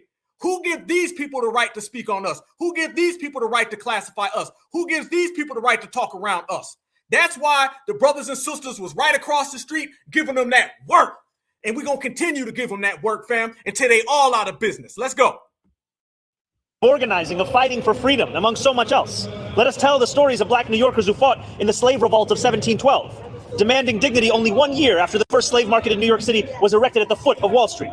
Let us tell the story of the community of Weeksville, founded in 1838, just 11 years after New York State outlawed slavery, and how it would grow into a self-sustaining, safe haven for escaped and freed slaves with its own schools, churches, and newspapers. And let us tell the story of the many who continue to resist the long shadow of slavery and discrimination. There you go, family.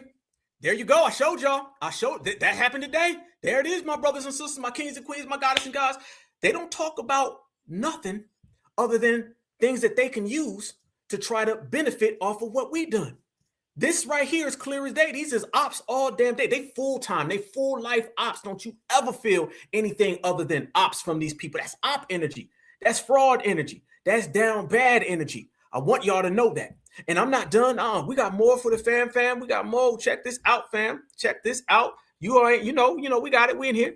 Fam, that right there is already on one. You already see where these people are, how they functioning, how they moving. Y'all look at your screen. Look at your screen right here, family. I want you to look at your screen. and I'm going to show y'all exactly what I mean. There go Africa right there.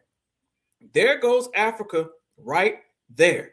You see? Look how many things, fam, are out there. Look how many things got these people down bad. Look how many things show you that these individuals ain't us. How come they're not trying to go get them reparations?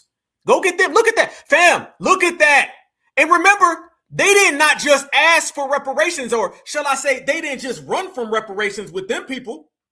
How the hell y'all was crying when this woman unalived? Come on, y'all. Let's go there. They was crying when this woman got unalived, y'all. But yet she walked around her whole life with your whole continent right there on her damn neck, on her wrist, on her head. Somebody, everybody, let's keep it real. If we gonna keep it real, we gonna keep it all the way real. Notice they didn't say a damn thing about any of that, y'all. And this woman walked around graciously, and not only did they deny reparations, they didn't bring up no reparations for her. Fam, they were upset, and they were trying to fight us over her. They was getting mad at Black Americans. How could you dare say that? How could you say that about her? She was a good woman. She was a great woman. She was a wonderful mayo. They hit her with the wonderful mayo, but yet they over here getting mad at foundational Black Americans for telling them they can't put their fingers, they ashy ass fingers, in our pockets. You see what I'm talking about? Fam, that woman ran around her whole life with your stuff. And they talking to us about what about the resources that you standing on. So I want y'all to think about that. They ain't out there trying to get their claim for reparations. All you got to do with this in Africa, fam, go get your reparations from your colonizer. Why you want to come over here to America? Could it be because we got the biggest bag? Let me say what it is, fam. Y'all want to come over here to America because we're the greatest.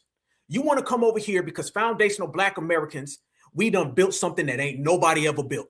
We done did what ain't nobody else done. Foundational Black Americans, we have defeated everything against all odds, and we still number one. There ain't no damn coincidence that the diaspora asses want to get their reparations from over here. You want to fly to my country. You want to sit in on our council meetings. Remember, y'all, before it was this, it was them trying to sit in on our foundational Black American reparations hearings. Don't forget it, fam. Let's talk about the sequence, how we've progressed during all of this. Notice it all started off with foundational Black Americans delineating, regulating, and separating. Then out of nowhere, they started popping up on all of our reparations task force. You have a reparations task force in St. Louis and the damn Jamaicans on there. Talking about, say, hey, Rasta man, we get this money, right? No, your ass get some curry chicken and shut the up. That's what you're going to do. And then right after that, we have one in Oakland. A damn Africans on there. Thomas said, what's up, brother? We going to get this bag, right? No. You going to get bagged in the back of that damn van on the way back to Ghana. Fam, remember it started with them trying to hijack our reparations task force hearings. Then that turned into this year of the return. Then that turned into we going to come to the UN and lay reefs down. You ain't never celebrate nothing. I said it in the beginning, fam. Shout out to everywhere. They ain't never came down here to the South. Why you ain't came down to the South if you care so much? How come you ain't never popped up down here? You ain't never came to the South talking all of that. We gonna reconnect with Black folks and lay reefs down. Because you know you out of bounds and out of pocket. You can pull that right down the street from the UN. You can't pull that over here. No. Hell no. Fam, this is what we're talking about. And this is what I'm saying. These people know the type of energy that we're providing, and they stay far the hell away from it because they understand we so pure, so thorough right now, y'all. None of that stuff is working. None of it's working. And let me say this as well. That little resolution and little hearing that they're trying to do, y'all, that ain't really nothing. Let's get this right. Let's talk about what it really is, fam. Y'all notice all these Africans are flying over here. Let's go there, fam. Y'all notice that the African Union sponsored Ghana government showed up with all their delegates. They laid down all these reefs at a foundational Black American slave site. Ain't no damn enslaved African, because the real enslaved Africans are people who are in Africa enslaved right goddamn now, because Mr. Muhammad still got you in shackles. So don't get it twisted, fam. How can somebody who still has active current slavery of their own people talk over that but worry about us? Think about that, brothers and sisters, kings, queens, goddess, and gods. Africa right now has slavery. How come you ain't putting an end to slavery? You need to worry about putting an end to slavery in Africa that's still going as I speak, instead of worrying about Black Americans. And it goes to show you again, the bag that they see from us is so damn big and the greatness shines so damn bright that they willing to look over their people. Are you surprised that the same people who sold their people are the same people who overlook their people, don't give a damn about their people because they see our money? You ain't give a damn about your people, so you sold them into slavery. You don't give a damn about your people now, so you overlook the fact that they're still enslaved. You're always overlooking slavery, ain't you? All the time. You either selling somebody or your ass is denying it. And then you turn it around saying, but Black Americans, let us come over there and get in on yours. Mind your own business, Mutombo. This need not concern you. And if you listen to it, have y'all heard them say anything about money? Have y'all heard them say anything about money? I ain't heard nothing about money. I ain't heard them bring up a dollar, y'all. Because that is a bunch of BS. I'm here to tell y'all. They ain't never going to get none of that. This is all to try to undercut and stop foundational Black American reparations, fam. They don't want reparations. They don't. They want to be colonized. They want to get cracked upside the head with a bamboo stick, fam. They want the W to come over there so they can do a damn village dance and make him a king or a queen. They want 350-pound white women from Connecticut. They don't want no damn money, y'all. This is all a play to try to stop us from getting money. Two types of people: those who want to steal reparations, those who want to stop reparations. Those who want to stop it realize they can't steal it. Those who want to steal it realize they can't stop it. That is it, y'all. This is no more than a play. This is a sacrifice to try to run interference on what we're doing. They try to Africanize our culture. They want to Africanize reparations because if they can Africanize it, they can slow it down. But the more they try to Africanize it, the faster we go. You see the difference, y'all? You see why we the thorough certifieds? You see why we run in the game? Fam, they don't want it. Fam, they don't have no plan. They're not talking about money. What are they talking about? It's all vague. We want it to be condemned. They're still asking. Fam, we don't ask. Let's go ahead, fam. Look at their reparations plan and look at ours. Because remember, and I'm going to say this, and I mean this, I don't give a damn how no scam African takes it, because I know they're listening right now. Shout out to you. Shout out to the damn plane ticket you getting to go to Africa. You can stay over there. Let me tell you what it is, family. Foundational Black Americans, we started this reparation shit straight up and down. And I'm talking about the grassroots. And we made this thing boil and bubble. It's all because of us. Nobody was talking no damn reparations until we showed up. That's why I tell everybody this is the reparations generation. You tell me the reparation is from Africa. Tell me the reparation is from Jamaica. Y'all claim everything else, right? You claim hip hop, you claim jazz, you claim food that is indigenous to America, like the damn food grew wings and flew over the ocean. You claim everything we do. How come you can't claim one reparationist in Africa? Tell me who. Be specific. Let me know some names and some dates and some details. Give me some variables. Give me some nuances.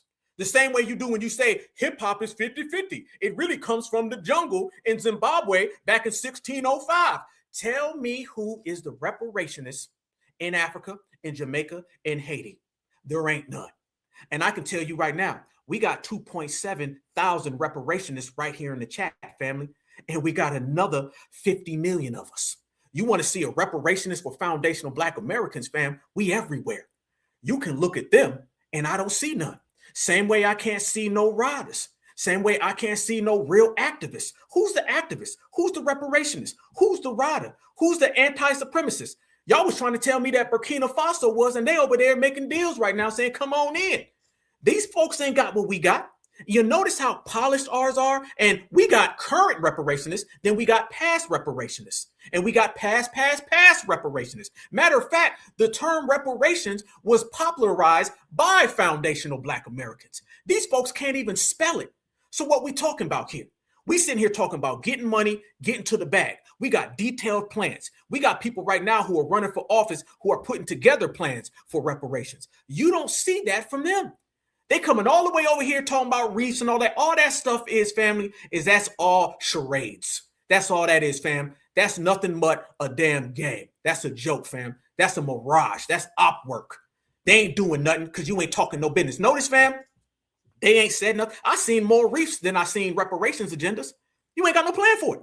I didn't hear no dollar amounts, how it's going to be divvied up. I ain't hear nothing about the next step. I don't hear nothing. All I hear is we want to be content. Fam, are they still in the aspect they want an apology? Let's be real.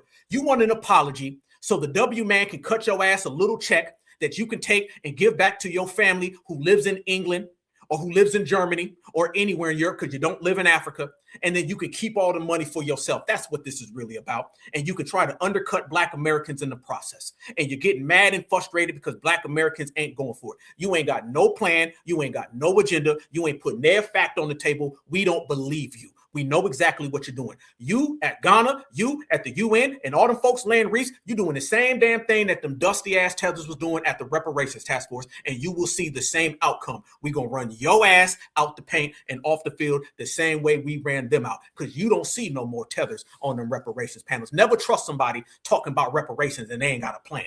Never trust somebody talking about reparations and they can't show you a dollar. Fam, they ain't even asked for a penny, okay? The very fact that you're trying to play foundational Black Americans with this whole, well, if we can really just talk and discuss it, and that was truth and reconciliation. That's that South Africa talk where they'll give it back to you in nothing. Remember that. Y'all look at this right here. And this is what I mean even further. Watch Mr. Mutombo 1 and Mr. Mutombo 2, and both Mr. Mutombos ain't saying shit. Watch. What is the worst crime in human history? Slavery. That's what Ghana says. This month, Ghana will submit a resolution to the United Nations General Assembly declaring the transatlantic slave trade the gravest crime in the history of humankind. And this isn't just symbolic. It's part of a much bigger push for reparations. Officials say the goal is to finally recognize the scale, the duration, and the lasting consequences of this trade. Because this wasn't something that simply happened and ended. Its effects are still shaping economies, societies, and lives today. We are talking about over 12 million Africans forcibly taken from their homes, families broken apart, entire cultures disrupted, generations impacted in ways that remain visible right now. Ghana isn't acting alone. Several African and Caribbean nations are already backing this move, but not everyone agrees. Some European leaders are pushing back, arguing that present-day governments shouldn't be held responsible for crimes committed hundreds of years ago. So now we have two positions. On one side, you cannot move forward without acknowledging and repairing the past. Give me some goddamn money. Fam, they still out here talking about if you don't repair, you won't scare. Who knows what, when, where? Why? In the sky, I have fly on my eyes. Fam, if you don't tell me about some goddamn money, be quiet. Because you don't really want no damn money. I told they don't want no money, fam. They don't want no money. They want the dominant society to love them, to hug them. That's it. They not talking about no cash, man. They not qualified. That is it. That is all, family. Let's go there. We in here. Certified. Everybody smash the like button. We cooking. On the other, let the past be the past. If this resolution passes, it could open the door to things we've never seen at a global level. Not just money, but official apologies, policy changes, and perhaps even the return of cultural artifacts. Stop. There you go. I told you, fam. Listen to what he just said. He said apologies. They want apologies, fam. This is what he said. Listen, he said, we want apologies. He said it. This ain't me. This is him. Resolution passes, it could open the door to things we've never seen at a global level. Not just money, but official apologies, policy changes, and perhaps even the return of cultural artifacts. It could completely reshape how the world deals with historical injustice. So, can the world truly move forward without confronting its past? If you like stories like this, follow. Can the world move forward without acknowledging or fixing its past? Foundational Black Americans don't give a goddamn. We've already moved forward because we're independent. We're by ourselves, and we don't give a damn what the hell you talking about, Mutombo. I told y'all, man. There they go, y'all. They don't want no damn money. This is all a psych op to try to cut reparations from FBA. It's the same exact way why they put on Kente Claus and they start talking about the Black Panther movie, dog. They don't want no goddamn money. Why would they ever want money from their slave master? Fam, let me tell you something. Anytime an African starts talking about reparations, just say, well, how come you ain't got the colonizer out of your homeland? Fam, do you understand this? The same people sitting there talking about reparations are the same people who are currently colonized on their home turf. Do you want to go there, family? How the hell are you going to get reparations when in reality, you're still the enslaved African? You're enslaved education, healthcare, economically. You're enslaved physically, mentally, spiritually. Y'all still got them big ass white Jesus statues floating around. Fam, they're all out of it. FBA, Foundational Black Americans, we as a lineage, heritage, and culture, we're moving independent of everybody else. We're separate from everybody else. I know they be running around here talking about some y'all trying to divide things. No, we've already been divided and we ain't trying to be connected. It's FBA over here. We don't give a damn. We're moving without anybody. And it's always been good. Isn't it funny, family? When we were out there as the certified foundational Black American, true indigenous Aboriginal people, we were by ourselves, right? When foundational Black Americans were prisoners of war right here and we got free and freed ourselves, we were by ourselves, right? When foundational Black Americans reconstructed America, okay, because we built America 2 times, so we deserve 2 damn checks, we was by ourselves, right? What about the civil rights era? By ourselves? What about right now? By ourselves? Absolutely. I want you to understand you're walking in the same destiny as your ancestors did, fam. The same way it's all the world and everybody versus FBA, and we're by ourselves. That ain't nothing new, fam. We was by ourselves all the time. And then you know what? We kind of like this by ourselves thing. It feels pretty goddamn good. I love if I need something, my sister's right here. I love if I need something, my brother's right here. We good. Y'all trying to get the people who have always been on their own to team up with everybody else so everybody else can have what we got, but everybody else ain't strong as us, and all they're going to do is fumble the bag. We going to get right to the point, fam. FBA, we operate independently. FBA, we free solo dolo. Can't nobody come around here, gatekeep shit, gate kept. The doors are shut. The windows is locked, fam. Nobody's walking across that FBA line. And we did that. We all made the decision. We better off by our goddamn self. Because everybody who ever wants to come around us and operate collectively, they always trying to stab us in the back. That's why we don't trust nobody. Don't trust nobody. We trust certified foundational Black Americans. Bottom line, point blank. And if you don't like that, tough titty said the nitty gritty. That's how we end here, family. We don't give a damn what anybody else wants from us because we do good better. Fam, it is literally statistically been proven that Black Americans operate and function better when we are on our own. It's proven, family, in every aspect. Our kids do better in school when they're taught by a foundational Black American teacher. So why the hell would we want somebody else in the reparations claim? And then let me say the 100-pound elephant in the room. A race-based reparations policy will fail. It'll fail because it has to be lineage-based. This is why when you seen N-Cobra and Narc running around, how many of y'all remember when I checked that N-Cobra guy in Atlanta? I checked that dude in Atlanta because he was coming with that. We need to quit saying we Black. Think about that, fam. We need to stop saying we Black. We need to quit saying we American. We need to say we African. How come everybody hitting us with the what we need to do? Now, what we need to do is get your ass the hell up out of here, done. And what we gonna do is get that reparations check cashed. That's how it is, family. We checking all these people. Be cautious, y'all, because people come around now, they say we don't need to call ourselves Black no more. Then another person says we need to stop saying foundational. And then another person says we need to quit saying we're American. It's always something to separate us from getting to that money, but can't nothing separate us from getting to the money, fam, because it already belongs to us. I'm here to tell y'all, fam, we already got reparations. They just don't know it yet. They just don't know it yet, but I know it and you know it and we know it, so it's all good. Can't nobody stop that. No man separate what we create, family. We've created something so strong and powerful where the money's coming into us. That's what it is. Shout out to all the riders, fam. We do better independently and not collectively. Collective is done. Why do you think the very first thing we did was went down the line and we got rid of all those different names? You name the name and we got rid of it, fam. Remember, every term that we started, the delineation era kicked off with us saying, hey, wait a minute, people of color, Black and brown, minority, that stuff don't work for us. That's too inclusive. Notice as soon as we shut that down, family, we just said, Black Americans, that's it. And then they started saying, well, hold on now, brother, you're being divisive now. And I said, hold on now, brother, get the hell away from me, okay?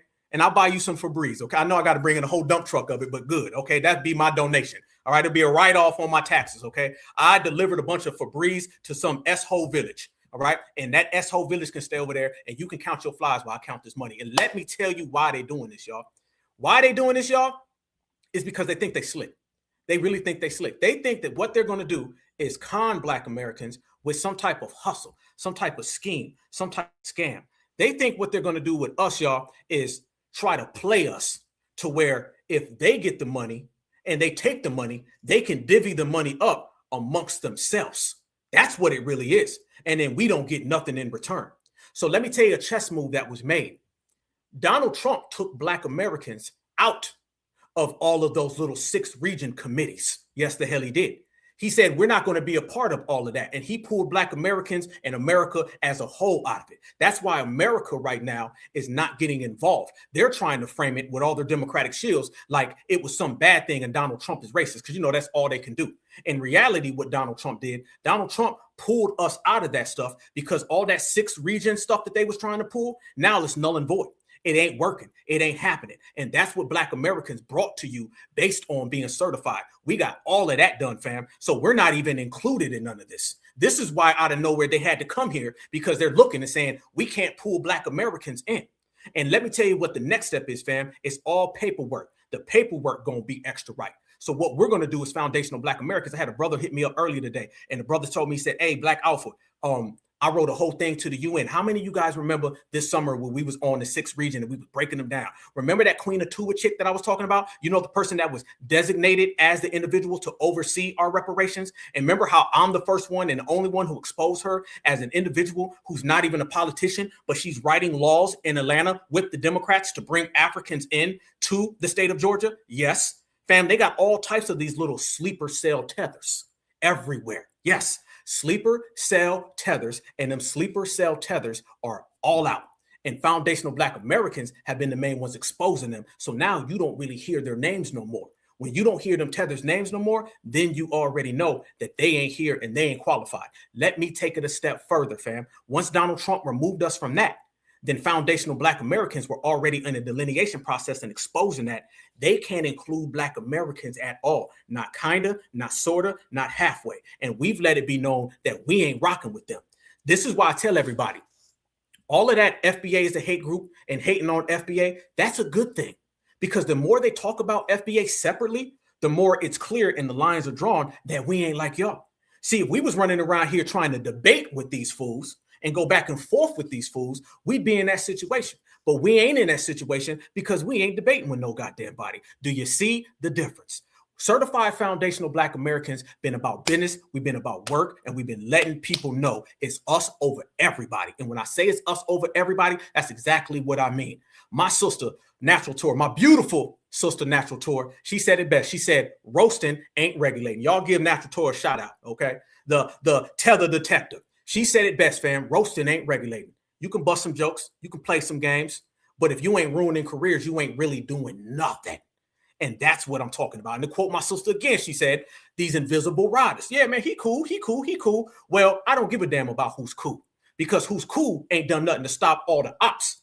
I don't need you to call my phone up, Mr. Mutombo, and tell me we all friends and then turn around and say, but my family's cool too. No, F you. F your family. It's all about our family. And fam, at the end of the damn day, only one person is going to win this race. Is it going to be your feelings and your emotions, or is it going to be your regulators? And the FBA grassroots has spoken. It's going to be the regulators. And we already out there doing the damn thing. And family, since we do the damn thing, and I am the #1 activist and you're now rocking with the best, I got to take it to the streets. And when I tell everybody I take it to the streets, you know, I'm not just going to tell y'all, I'm going to show y'all. So we're going to go all the way down the line. And I want to bring up somebody that knows exactly what's going on out there in New York City, knows exactly what's popping out there in the Striznites, and knows exactly what happened today when they try to go out there and destiny swap with us and they tried to hustle and scam us. And I'm going to go ahead and bring this lady to the stage, and y'all send a shout out because y'all know Black Alpha, I'm everywhere. And shout out to the team. Y'all say hello to our sister, Brizza. I can't hear you. You got to unmute yourself, player. I can't hear you. Hello, family. How are you? Hi. I'm so happy to be here. Finally, this happened. I told you, man. You know what I'm saying? You know, some audiences got 800 people. Some audiences have 700 people. You know, we typically do about 2.7, 3,000. I mean, you are now rocking with the best. I see you got a lot of you. Y'all deep up in here tonight. All right, how y'all doing? Family? Y'all feeling good, family? In the chat, sister. The world want to know what went on, what happened, how did y'all want to know? Where y'all want me to start? It was so much. It's all yours, sister. Tell the family. This is a family here. Talk to the family. Well, first I'll say, you know, I was invited. You know, this wasn't my event. You know, at first.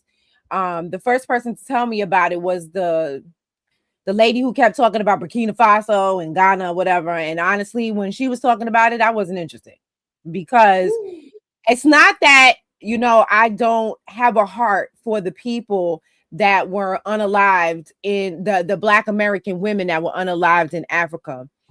It's the fact that it seems to me from the words that she uses that she is more interested in getting their land back and getting respect and getting an apology from the nation of Ghana and etc. And her heart is truly in Africa.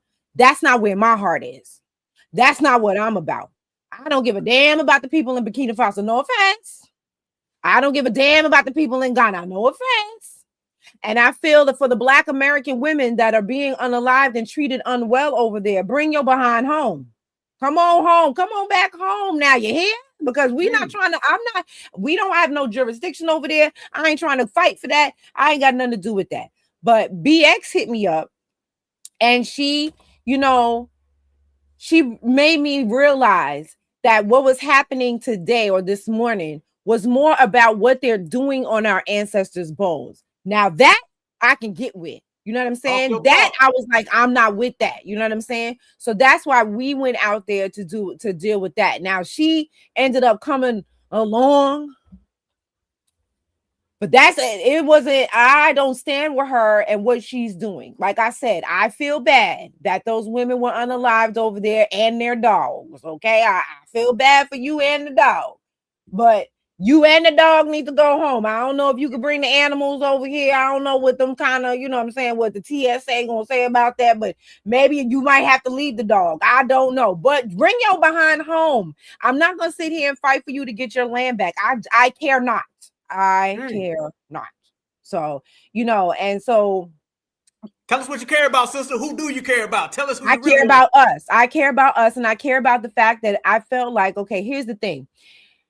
When they sold some of us, right? Because not all of us have African ancestry. Not all of us have a large portion of African ancestry. But the few Africans that did come over here, they are participants in selling them, right? So I have an issue with one, you being complicit in the slave trade.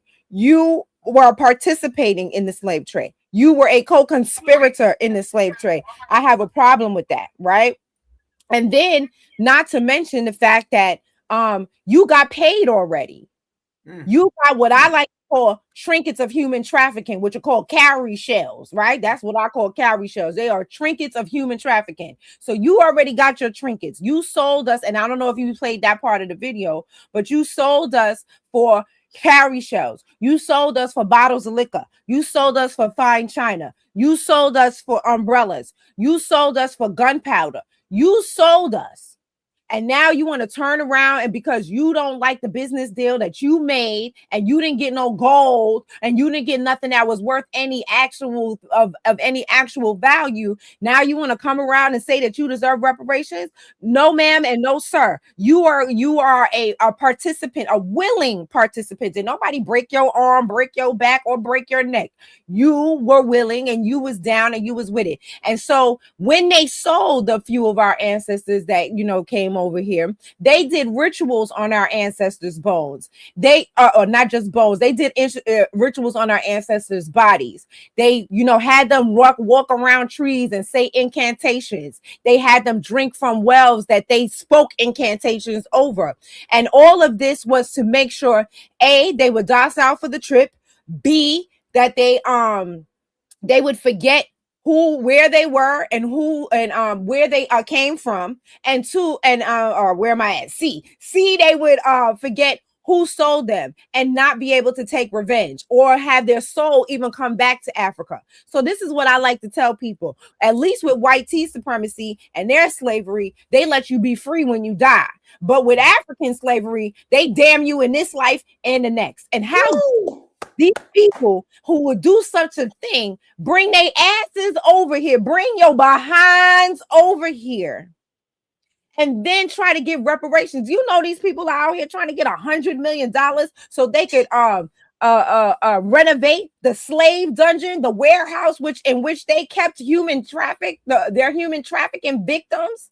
You trying to renovate the warehouse? I don't want nothing to do with that. And I don't want you spending no money for that. And that's what I was telling Jamani Williams when Miss I Love Africa came over there and started with her nonsense. I just, oh, she was getting on my nerves. So I know I said a lot. I'll stop talking right now. No, I'm glad you said that, because we focus on foundational Black Americans and the task at hand. When the task starts into Burkina Faso or somewhere else, that's like when Black Lives Matter, we were sitting there talking about them unaliving us, and somehow that stuff turned into LGBTQZ 5, 6, 7, 8, 9. You know what I'm saying? Staying focused and staying on message. And I think it's clear how you expressed it, how the fam apparently is all on the same page. It's foundational Black Americans first, foundational Black Americans only, foundational Black Americans forever. And if you notice, she ain't talk about foundational Black Americans not one time, aside from herself and the women that were unalived. She sat there talking about how Burkina Faso is people sending sending troops over to Burkina Faso. I don't give a shit. Woo! That ain't none of my damn business. Let Burkina Faso deal with that. Where the Burkina Fasoans? The few that's here, they over there doing the two-step on our ancestors' bones. Fuck that. Excuse me, I'm sorry. The tether two-step, sister. Get it right. The tether two-step. Right, the tether two-step on our ancestors' bones. You want to sit here and cape for them? No, we ain't trying to do that. Hell no. I ain't trying to do that at all. So shout out to yeah, y'all. Let me go ahead. We got my brother in here too now. So New York is fully represented. So let me go ahead and bring my brother Divine up in the building, in the place, man. What it do, good family? Man, honest. I'm happy to be able to grace this profile certified salute. You heard me? And I'm just, man, I'm pleased to be up here with my better half. We the dynamic duo. She Batman, and I don't mind being Robin. You heard? Like, she stands on business out here. I don't mind being the boy wonder on this one. So she love it, yo. She said is good. We watching y'all. We watching y'all because everybody talk about New York City, but let me tell everybody about New York City. New York City got a hell of a lot of foundationals, and y'all really be behind enemy lines. So it take an extra special fighter to stand on that and to really hold it down. And I seen y'all out there today. I woke up to this stuff and I was like, damn, let me get in touch with the NYC family. Y'all, both of y'all, this for either one of y'all have y'all want to take it. This is a family thing. We got almost 2.7 thousand people in here because, you know, I got the hottest show on the planet Earth, and I got the hottest chat on Earth, and I'm the number one activist. I'm a Leo, so I got to pop my shit. However, family, you, my brother Divine, and I seen you at the rally, fam. Last time I saw you, dog. So you that's know, right. That's right. Yes, indeed. When you stood up and stood up and showed out there too. So yes, I want to always give you your kudos and your shout on your love. You know what I'm saying? Also, my brother Marcel, Afro Lee, all of y'all did y'all thing, and I just couldn't be more proud. See, I don't mind playing the background. I don't mind, you know what I'm saying, just being a cog in the wheel. So I didn't need to make the rally about me. I was out there just chopping it up with the family, creating networks and, you know, just contacts that we used actually, you know, in all the work that we do here. And a lot of times too, before I got a chance to meet my sister Brooke and work with her on what we're doing here in New York, we was behind the scenes, but we heard the slander, you know what I mean? We heard the anti-New York shit. Oh, excuse my language. We heard the anti-New York stuff where it's Tetherville and New York is lost and anybody out there, but we just kept doing the work. We understood that talkers are going to talk and the doers are going to do.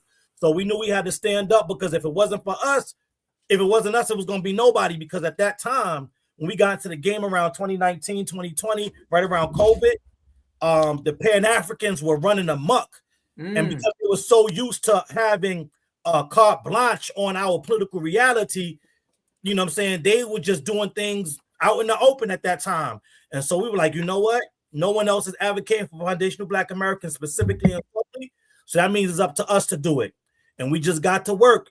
We stopped them from having that unconstitutional bill where the Pan-African organization was written into the bill to get money off the top. We stopped that.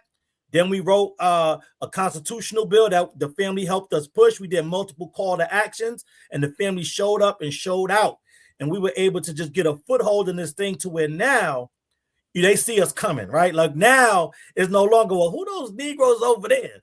What's foundational? Aren't they only online? Now it's like, oh, we got a plan for them. We got to know where they at. We got a game plan. Where's the foundational Black Americans? Because if we don't look, we don't know where they at, we might get hit from the blind side. They might hit the game-winning shot. So now they game plan for us. And so that's what today was about. We wanted to make sure we showed up, let them know that you're going to be out there, you're going to try to disrespect the bones and our foundational Black American ancestors, but it's not going to go unnoticed. It's not going to go unchecked, and it's not going to go unaddressed. And so we made sure we let them know we're there, and there's no piece of footage or audio that they could put together or edit us out because we was on their entire soundtrack. So there was nowhere for them to hide. And so, I just want to shout out to the rest of the family that showed up. There was people that drove in from other states. Like, this thing is serious. And we are now letting them know that we are serious. And we are nothing to be. Let me ask you a question, family. First off, a lot of people want to know you got that shirt, fam. So you can go ahead and throw that in the chat and people want to know something. You know what I'm saying? First and foremost. Oh, yeah, no doubt. Real hot, brother. Real hot. Let me say this, fam. First off, all 50 states, everybody.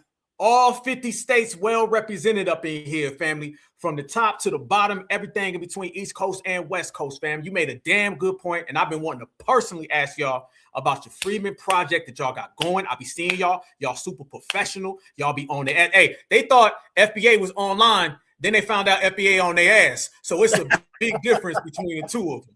Let me ask y'all some of the things y'all got bubbling, because I know personally y'all be putting pressure on all of these people and all these initiatives. And if they do something fake, y'all catch them. If they try to slide, y'all catch them. Y'all vet everybody, and y'all super duper thorough. When y'all found out today that these individuals was going to be out there playing them games, and y'all disrupted, because like you said, my brother, they can't make no movie about how great this was, because they're going to hear y'all in the back just cussing them out, playing this, the government and everything. That's the 101 in disruption, family. What was y'all main play when y'all first heard about this, when y'all was making them calls and saying, we going to get them? Either one of y'all. The floor is yours, family. I'm going to defer to Batwoman. She got it. Not Batwoman. That is hilarious. The funny part about that Batwoman thing was when I did that thing at the nail shop. That's one of the graphics that somebody used. They was like, anyway. Wait, hold on. Look, you mean the thing at the nail shop that you did? That other? Never mind. I'm gonna stop. Other people try to take credit for it, but everybody knows it was you. I'm just saying, though, but they've been exposed and they ain't around no more. Go ahead. I don't know if everybody knows it, but I know Brooklyn knows it, and that's all that matters to me. Tell everybody. So you know what I'm saying? Yeah. So yeah. There was a person that tried to take credit for it all up and down the Twitter streets, the Instagram streets, the YouTube streets. She just kept lying and talking about she did it when she wasn't even there. Damn. But, and I let her take credit. So I let her take credit for it for a while until she put up right here now. You right here on the #1 show on the planet Earth, and they MIA, family. Right, exactly. And where is she? There we go. The last time we seen her, she was with Professor James Smalls. Woo! That ought to tell you. That ought to tell you who she linked up with. Right now. Wait, well, hold on. Wait a minute. I'm here. Hold on. Y'all talking about? Wait. I'm extra. I woke up on 10 today, fam. Y'all talking about this Professor James Smalls? That Professor James Smalls. She was at his scarcely attended live event that he had here in New York that nobody went. But she was there, front row. D-Zan. And now we front row in front of the world, family. We can't find them. Right. Y'all tell me. What it was like when y'all got on them today? Let me know something, sister. Man, I'm not gonna lie, it felt really good. Like, especially, see, Dr. Ron Daniels, you didn't play the whole thing. But when I was calling out Dr. Ron Daniels, see, Dr. Ron Daniels sits on that Reparations Commission. And there's certain things that I can't say in the hearings that I got to say to his face today on the loudspeaker. Oh, that made my heart feel good. I got to call him a Pan-African scammer. It felt good. You know what I'm saying? I got to call him out and let him know that we know you was trying to get your money in the bill. You know why I know that? Because President Devine told me, okay? Because I wasn't with the U.S. Freedmen Project at that time. But he done told me, he done already gave me the tea that she was trying to get his money in the bill. So I was able to call him out on that, and that felt good. It felt good that so many of us was out there. Like, Sister Keita, she flew in from Michigan, I believe. I can't even remember, but she flew in. And we had a problem with LaGuardia Airport. Oh, damn. Oh yeah. So yeah, LaGuardia Airport was shut down for a while because a crash happened. And I was really concerned about whether she was going to make it in. I don't know how she did it. I don't know if she took wings herself and flew here on herself, but she made it, and she was loud, and she had every right to say whatever the heck she was calling them, all kind of booty scratches and whatnot. I was let Keita go. She fought tooth and nail to be here. Let her say whatever the hell she wanted to say. Okay. Right. So it felt good to like just see the family out there and Melrose, you know what I'm saying? That's my everybody knows Melrose got a special place in my heart. Okay. Melrose is always saying the things that everybody's thinking, but everybody, feel like they too,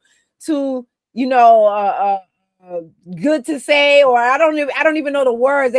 They're scared to say it. You feel like maybe it might be too disruptive. Melrose don't give no damns. Okay, Melrose gonna say it. Who is that white woman? How many of y'all are got immigrant backgrounds? He gonna say whatever it is. He gonna say it. And so that's the reason why we had that sound system. If it wasn't for Melrose, because he's also a DJ, so book him if y'all in New York. Y'all should book Melrose because he's a very good DJ. Right. And y'all can keep that money in the family, all right? But yeah, so he's a DJ. So he's the one who came prepared with that sound system.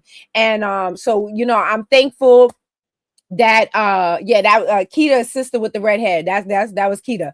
So I am very, very thankful that that the family came out. I'm thankful that IGZ recorded as much as he did, although I wish he would have got, he was able to get some, sound that didn't have that woman on it. But I appreciate that, at least he got some footage, because I'm bad at stuff like that, and I like to be in the moment. I can't film and be in the moment at the same time. And it was freezing. There was a sister out there, if y'all saw her with the leather jacket, I can't remember her name, but she lent me her glove. Like, we shared a pair of gloves. She had one glove, I had one glove, because I had to hold the mic and the sign. My hands were freezing, and I had multiple layers on and everything, but no gloves. Like, what the hell was I thinking? And so, I appreciate that sister for sharing her gloves with me. I mean, it was just a love fest out there, as far as what we were doing. People brought flags. It was just great to see how many of us came out there to make sure that our brothers were speaking Tut language, Tutnese, over our ancestors, and so it was just a beautiful thing. So I'll talk on the good side first. Now, as far as the rest of them, it also felt good. It felt good to talk to Jumaane Williams in his face, because we just found out that the general counsel that they hired for the Reparations Commission is his wife. Wow. Damn. And here's the tea. She tried to infiltrate like she was one of us. She did. She did. She never once mentioned that she was Jumaane Williams' wife. Now, Jumaane Williams is the public advocate here in New York. So he is next in line to the mayor. So if anything happens to the mayor, he becomes mayor, right? Wow. So he was sitting there, and he's been at things, because me and my big sis, him. So me and my big sis Keisha, we went to the Natural. They had a talk about reparations at the Brooklyn Historical Society. And he was there trying to make our reparations unconstitutional, trying to make it for everybody, because he's from either Guyana or Grenada, one of those G Caribbean countries. I can't really remember which one. And I really don't, me, I don't care. So he from one of them, right? He ain't foundational Black American. And so he's from one of them countries, and somebody said that right word, conflict of interest. Mm-hmm. So he sat there, and he's sitting there talking about how he wants to make it for everybody, but your wife is a lawyer? So your wife should understand constitutional law. She should understand the fact that you cannot make it for everybody. And so I don't know if people saw my last testimony that was on Saturday at the hearing. Yeah, I've had a busy couple weeks. I seen it. Yeah, so I don't know if anybody saw, my testimony from the last hearing, but that's who I was talking to when I said Jamani Williams. Isn't that crazy how the ancestors put that together? I just called him and his wife out, and he was out there trying to, figure out what was going on and be in our face, at the burial ground today, which, like I said before, used to be called the Negro burial ground. It was not always called the African burial ground. They changed the name to suit their agenda. And so, it also felt good. If you look at the very last part of that video, you should have seen, I started saying to them, how do you feel? All of you who are sitting there with your foreign flags, how does it feel to sit there on top of our ancestors' bones? And you hear us over here. Those are our ancestors you sitting on top of, not yours.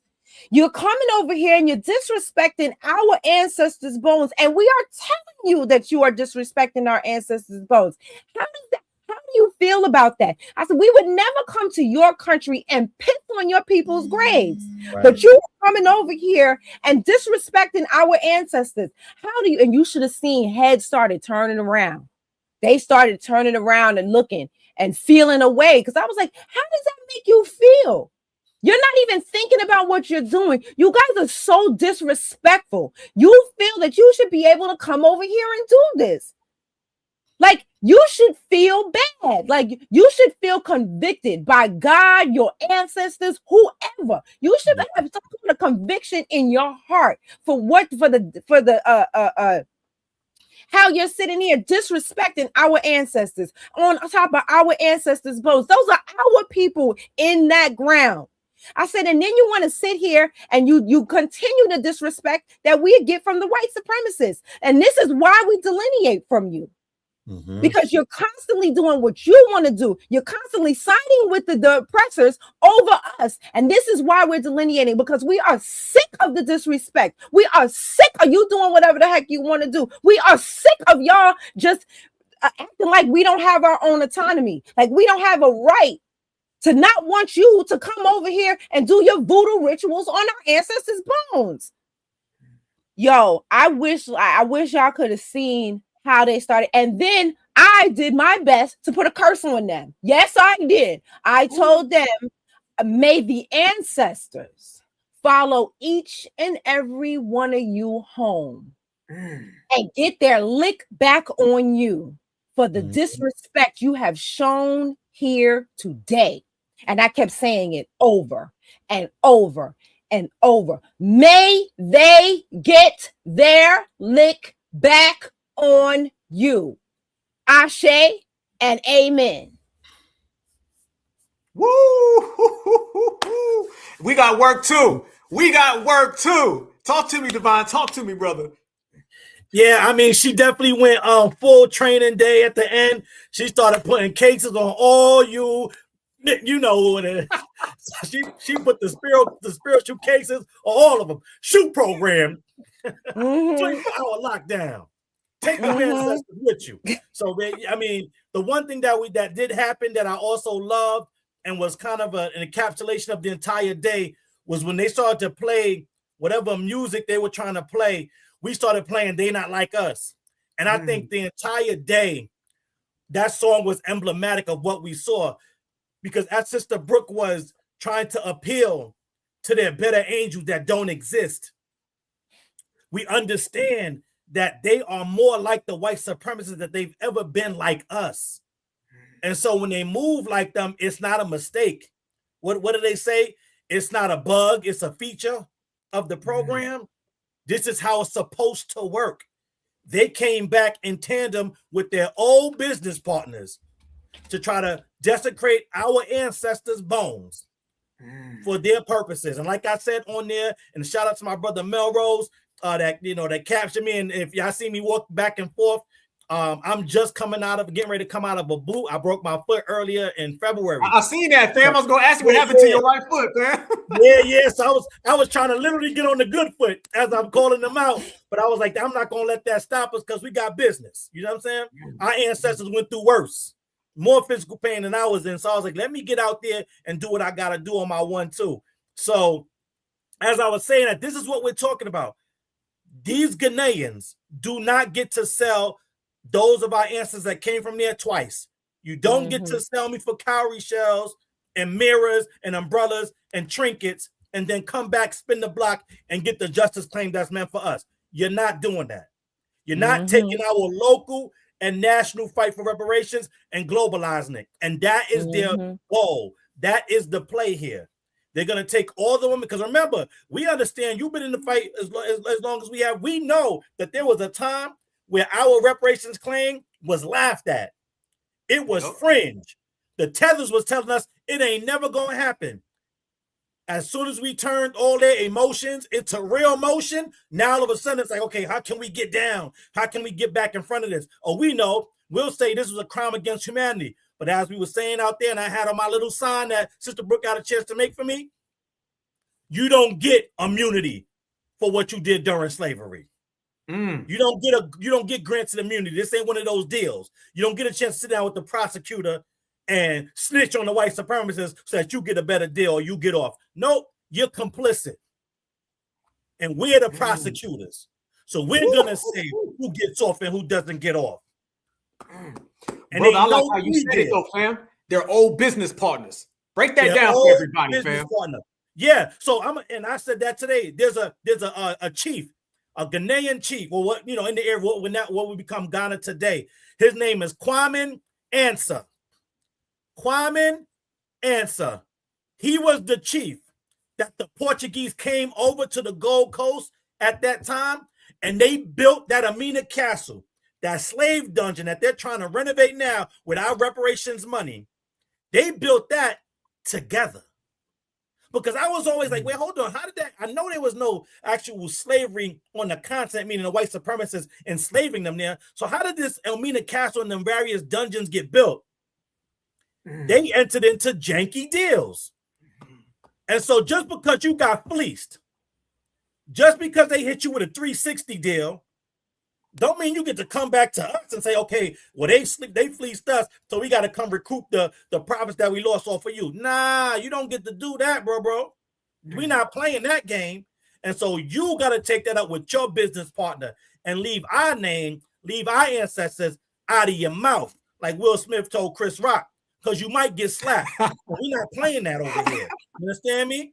And so they got to understand that you got into those bad deals. You allowed the Portuguese to come over there and build that fort and then house your people that you went into Africa and did the slave raids on and brought them to the dungeon. Let's be clear, because this is one of the biggest lies told by Pan-Africanism, the cult of Pan-Africanism, the religion of Pan-Africanism, that there was no African enslavers. And/or it was good slavery because they wasn't doing it for life. But all of that is BS. All of that are false narratives. That chief, Kwame Ansah, you can look him up. Not only did he sell his own tribe out and the other tribes around him during the time, here's what's crazy, because I knew about the slave trade, and as we all grown in this fight, because none of us were born into politics, or we don't come from the boule for the most part. So we learning this on the fly as we're fighting for our ancestors, and thank God for the ancestors that have been inspiring us and helping us learn this on the fly. But there is something during that time where Kwame Ansah makes that deal with the Portuguese. There's something called the gold trade. I knew about the slave trade. There's a gold trade. And I was like, the gold trade? What the hell is that? What could you possibly trade for gold? Gold is the main, you're going to trade gold for gold? So during that time, these dumbass Ghanaians allowed the Portuguese to come in, and they literally traded gold and people for the trinkets. So you traded gold and people for umbrellas, mirrors, cowrie shells, European trinkets, and now you want to try to come back and say we need $100 million for the dungeon that we kept y'all in because we sold y'all away and y'all became the best people on the planet that we could still have a tie to? No. We mixed in. And I say this all the time because I'm getting tired of these people trying to take one aspect of our genetic profile and make us that. The foundational Black American genetic profile is an amalgamation of the various tribes from the continent of Africa, various tribes from Europe, and various tribes from North America. That mixture created the foundational Black Americans you see today. We are neither one or many more of each piece of our amalgamation. We are the whole. You got to add it up. You don't get to say a cake is still eggs, or a cake is still milk, or a cake is just flour. That's not how it works. You put them all together and the magic happens. That's what a foundational Black American is. You know how they used to say, well, girls are but what was it? Something in spice and everything nice, right? That's something for little girls are made up. What is it, Sister Brooke? Oh, you on mute. Sugar and spice and everything nice. Yeah. Sugar and spice and everything nice. Foundational Black Americans are an amalgamation of all those things. We got the spirit of resistance. We made sure that white supremacy was going to do what they said it was going to do in that Constitution, and we wasn't going to accept anything less. And that created the foundational Black Americans that you see today. That fought so that your punk ass could come over here and try to disrespect us, but the disrespectful days are over. So just know that though what you used to do in the past is no longer flying now. And so we just wanted to make sure we stood up and we went out there, and it was last minute and the family showed up. That's what was so powerful about it. The family showed up last minute. That's how you know the movement is growing. That's why I never get caught up on the people that complain about, oh, we're not even unified. Foundational Black Americans don't even work together. And I'm like, one, I gotta ask, who are you? The second question is, who are you working with? Because I know who I work with. I know how the family shows up for us that are in New York and outside of New York.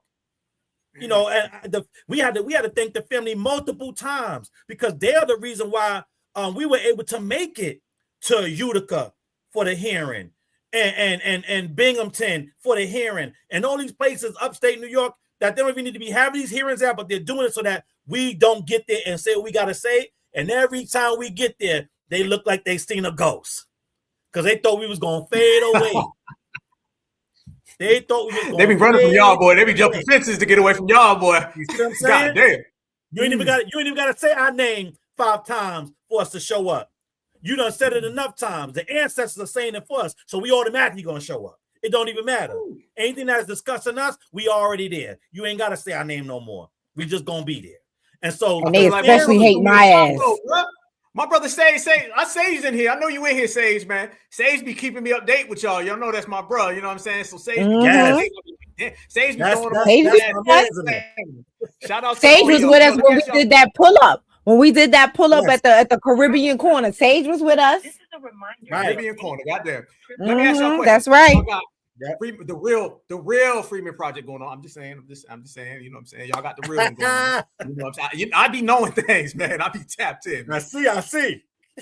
Let everybody know the work that you guys are doing. You know what I'm saying? In terms of just getting the word out there, standing on the front line, standing behind enemy lines, running enemies out the way, and really just doing it and representing New York all as a whole, representing the lineage and being the voice for foundational Black Americans in New York City, and just letting everybody know what you guys are for, what you're about. Brooke, you got to give me them emails, and I want y'all to let everybody know just really how y'all have put in so much work up there and how it's only getting stronger. And today was just a reflection of what y'all been doing. And apparently y'all reflection make these MFers scared. So tell everybody who's listening right now, because we got the whole United States of America listening. Let everybody know the work y'all doing. Man, I appreciate that lead in, right? And the Sister Brooke, I let her talk more towards this, but I will invoke it. She was the one that came to me when when we first got a chance to meet each other at another event when they were trying to get this unconstitutional bill signed, and I'll let her tell her story. But she was the one that said, man, I didn't know all the stuff that y'all was doing. Let me interview you so you can kind of get it out there, at least, and start to have a recollection of what you've done. And so listen, my name is Divine Prince. I am just a regular, everyday, foundational Black American born and bred in Brooklyn. I seen some people putting it in the chat. Bed-Stuy, do or die, stand up. Brownsville, never ran, never will, stand up. Coney Island, styling, stand up. Williamsburg, Greenpoint, wherever you at in Brooklyn, and obviously all the other boroughs. East Flatbush.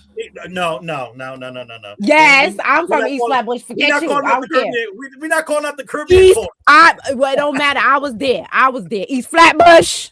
Lord Jesus. Anyway, so Brooklyn stand up and all. We got the New Yorkers started tonight, man. Goddamn.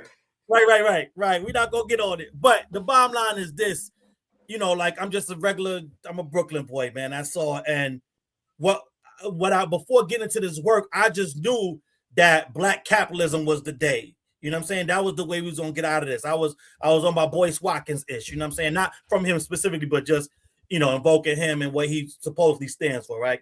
And so supposedly. So I was on that whole kick. These other groups, they don't do no politics. They're not doing that. They just kind of do group economics, and that's the way forward. And the only thing, not the only thing, but the biggest thing I took from that was my mentor at the time when I was on my Black capitalism days. He said, if you see something needs to get done and you look around and see nobody else is doing it, that means it's you.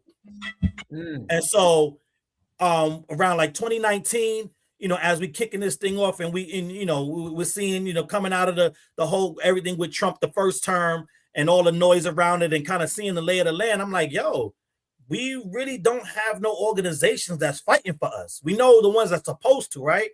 But we don't have any. And we started looking around New York, and it's like, wait, hold on, there isn't one. And so based on that what that was instilled in me during that time, I was like, you know what? I think we should make it. And it was just a fly-by-night thought. I didn't think too much of it. And when I thought it, somebody was like, no, there's other people already doing work in New York. So I was like, oh, shoot, let me find them. So I hooked up with them. And this was the original president of the U.S. Freedom Project. I'm just the current president. We got together. At that time, it was no organization. We was just loosely organizing. We would see things, pull up like we did today, stuff like that. And out of that first small group, we was like, we need to become official. Like, we got to be a 501c3. Like, we got to be in these rooms and these areas, shouting out and shouting people down, and disrupting has its place. But there's literally nobody, if we don't do it, advocating inside the halls of power, inside the halls of quote unquote justice. And at that point, we knew that we decided that, you know what? And I'm glad you used the word professional to describe us earlier. We was like, yo, either we're going to be those people that pull up and they're needed, or we're going to be the people that go inside this room and push these people with the power around, let them know we're not playing, and bring the voices of the family with us. And we decided to do the latter. And so we created the Freeman Project. It launched in 2021. This year in August will be our 5-year anniversary. So I like to tell people that come around that you are in a perfect position to join a grassroots organization that's still on the ground floor but has a 5-year track record. We worked out most of the kinks, did stuff, trial and error, trying to figure out how to do this. We know how to write a bill. We know how to call a senator. We know how to call a assembly person. We didn't know none of that. All of that we learned on the fly through Google and all that. And so, that was our past and present day. We got a chance to just meet some of the most dynamic people that ever existed in New York and other places. But, our heart is in New York. So we got a chance to meet a Sister Brooke that already had advocacy under her belt before she even came here. You know what I'm saying? Before we got a chance and was blessed with her presence and her expertise. We have a whole bunch of people that are coming on board every day due to her promoting the emails, due to them seeing us at the hearings and us, producing good work. Because the first thing we did was the Pan-Africans, like I said, we had Charles Barron, and people that's in New York know that name. That's one of the legacy individuals. He's problematic as well, but he has done some good work. And so that's another thing that we was navigating, trying to figure out, how do we work around these people that are problematic, but have some things to point to that the people will still hold on to them longer than they need to, but they still going to do it no matter what. And so Charles Barron was one of those people. And so he wrote that original bill, and he's a Pan-African. So what he did was, he was like, if I get this legislation through, I'm going to stack the deck. And what he did was he gave Narcan and Cobra, IBW 21, and the December 12th movement. He gave them 2 picks each in that bill. And the way that bill was written, it was an 11-person commission. And so 2, 4, 6, that's the majority. And so what he did was essentially created a situation where whenever that bill passed, if it was going to pass, the Pan-Africans would have had 100% autonomy over that commission, making decisions that they would always have the majority for, and it didn't matter what we said at the hearings because it would vote with the commission and they would pass anything. And we already knew that the Pan-Africans wanted racial reparations, which would never pass anyway. But they also, Narcan and Cobra, their position is they want a reparations, essentially a reparations slush fund, where all the reparations go to a fund or a trust, hint, hint, that they are in charge of, that they then get to dole out as they see fit. And so, again, we was this little engine that could. We didn't have no expertise. We didn't have barely any members. The family didn't know us. And to the family's credit, and I say this all the time, and this is what I love about New York, but what I love about Foundation Black Americans nationwide, because it's definitely a part of our culture.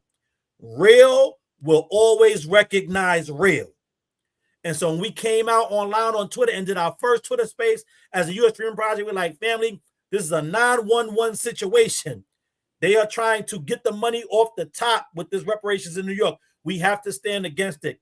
And the family showed up, showed out. That was our first call to action. People was making phone calls. People was sending emails. People was meeting up with their senators and the same people. They were running them down, letting them know, yo, this is unconstitutional. You're trying to give our reparations to people that don't deserve it. And that was the start of the delineation conversation in New York, because we was letting them know there's a difference between those of us that deserve reparations, Foundation Black Americans, and those that came over willingly, the Afro immigrants. And so that happened. We got that bill thrown out. Like, and this is also just a testament to the family, but also let y'all know in these other areas, because the Pan-Africans and the Boule have been running our politics for so long, when 5 of us call in on one thing, they're like, okay, what the hell's going on? Because before us, because we got work and we got to just handle everyday Foundation Black American life, a lot of us don't have the time or the bandwidth to be pestering these politicians. So if just 5 people calling on one issue, they're like, okay, something's going on here. We got to find out. So we had way more than 5. And so now they're like, oh, shoot, something's here. Okay, we need to put a pause in this and find out what's going on. And we were going up against the Tethers in New York. I want that to be known too.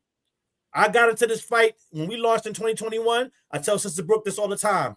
I just knew I was ready to fight against the right-wing white supremacists. That's who I thought. I was like, we live in a blue state. These Democrats, are the ones that say they are champions. They passed some good policy. At least I thought so in the past. I was like, oh, we're going to be up against them, right? Them racist Republicans. Let's get ready. Man, we ain't seen racist Republicans since. And yet, our biggest opponents are not just the Democrats, or what I like to call Blue MAGA, but it is the Tethers in Blue MAGA that are our biggest opponents. They're the ones that are opposing all the legislation we are trying to push, to the point where our Foundation Black American politicians in New York are cowards and kowtowing to the political power that these ethnic enclaves have been able to build up because of our nature. And I say this all the time too, going back to this movie, The Green Mile, where Michael Clark Duncan, may he rest in peace, he was telling Tom Hanks in that movie when he was like, well, how did this guy kill those 2 girls? And he said, boss, he killed them what they love. And that's what these other groups do to us. We know what it feels like to be otherized. We know what it feels like to be locked out and targeted by this government. So for a long time, we were just caping for everybody else. We was like, we don't ever want another group to go through what we went through, not knowing that as we was helping them, they was looking to stab us in the back. They was looking to build their own enclaves of power. So as soon as our back was turned, as soon as our eyes were closed, as soon as we turned to just take care of our own families, they stepped up to the plate and said, you know what? Now we want this only for Nigerians. Now we want this only for Jamaicans. No, we only want this for Caribbeans. We only want this for immigrants. And now to the point where as y'all know, Yvette Clarke, she is a Jamaican. She is the chair of the Congressional Black Caucus. Was she there today? No, she wasn't there today. Okay. Sister Brooke was calling her out, but she wasn't there today. Throw shots. That's all you got to do. It's because somebody's gonna get hit. I was just saying their names because honestly, I was trying to filibuster to keep that woman off the daggone mic. That's what it really was. Right. And so we got Michaela Salages. She is the chair of the Black Caucus. She is a Haitian woman, while also moving around the New York political scene. She wants to start a Haitian caucus. So this is what we're talking about. When the Tethers are talking about, well, who is standing in the way, nigga? What immigrant is stopping you? These are the immigrants. We was on a live on TikTok with Noel. I think he's a former journalist in the UK. And they were coming up. And even after we had this entire list of all Tether politicians in New York that are stopping us from getting the legislation that we need, they still come with the bad faith arguments. And so that's something that, as we're learning to move forward, like, you know what? It don't even make sense to waste a lot of our facts and figures on these people because they are paid to misunderstand. They are paid to sow dissension. They are paid to muddy the waters because they understand that as long as the waters are clear, it only makes sense for us to do what we're doing. So that's what we did. We then moved on to creating we wrote a bill. We learned that process. Watch what they did in California and other states. We wrote a constitutional bill which challenged the bill that they had right now. And that's what you see us doing when we stand on business at the hearings. We have this bill in our back pocket that we shopped to every. I want the family to hear this part. Don't forget Nikki Lucas. Don't forget Nikki Lucas. I'm not gonna forget her. But we shopped this reparations bill to every single politician in New York with no exceptions. And so all of them knew it existed. And so because all of them knew it existed, and we found our champion Nikki Lucas from District 60, Assembly District 60, East New York. Vote for Nikki Lucas. East New York, stand up. She took this bill on her back. And now when we go to the hearings, we got that bill and that knowledge in our back pocket because we know that one of the favorite tactics of the Democrats is to pretend like they're doing something for us and then blame the Republicans when it falls through, and they knew the whole time that it was going to fall through. For example, this bill that they passed is trying to get reparations based on race, people of African descent. They know that it is going to come up against the Equal Protection Clause of the 14th Amendment and be challenged on its constitutionality and lose. They already know that. But what they'll do is they hope that we don't know that. And so they'll go through the entire process to waste time and try to get all the last bits of support they can from us. And at the end of the day, when it crashes and burns, they're going to turn around and say, well, it wasn't us. It was the Republicans that shot it down because they're going to be the ones that challenge it, obviously. And when it happens, they'll say, we tried, but it was them. What the U.S. Freedom Project is doing and all those that support us and come out to those hearings and challenge the constitutionality of the bill is we're taking that bitch ass excuse off the table. You're not going to be able to say, oh, we didn't know, because, oh, you did. Because the U.S. Freedom Project shopped it to all of y'all, told y'all about it, and the U.S. Freedom Project, and this is not to impress nobody, but just to share what we've been doing, the U.S. Freedom Project is the only New York organization in history to ever teach a reparations workshop at the Black Caucus Weekend ever in history. So none of those Pan-African groups, none of the other up-and-coming groups, it is us, this little engine that could out of nowhere, that was birthed in 2021, came on the scene and said, no, we need to get reparations right. We're not going to play with y'all.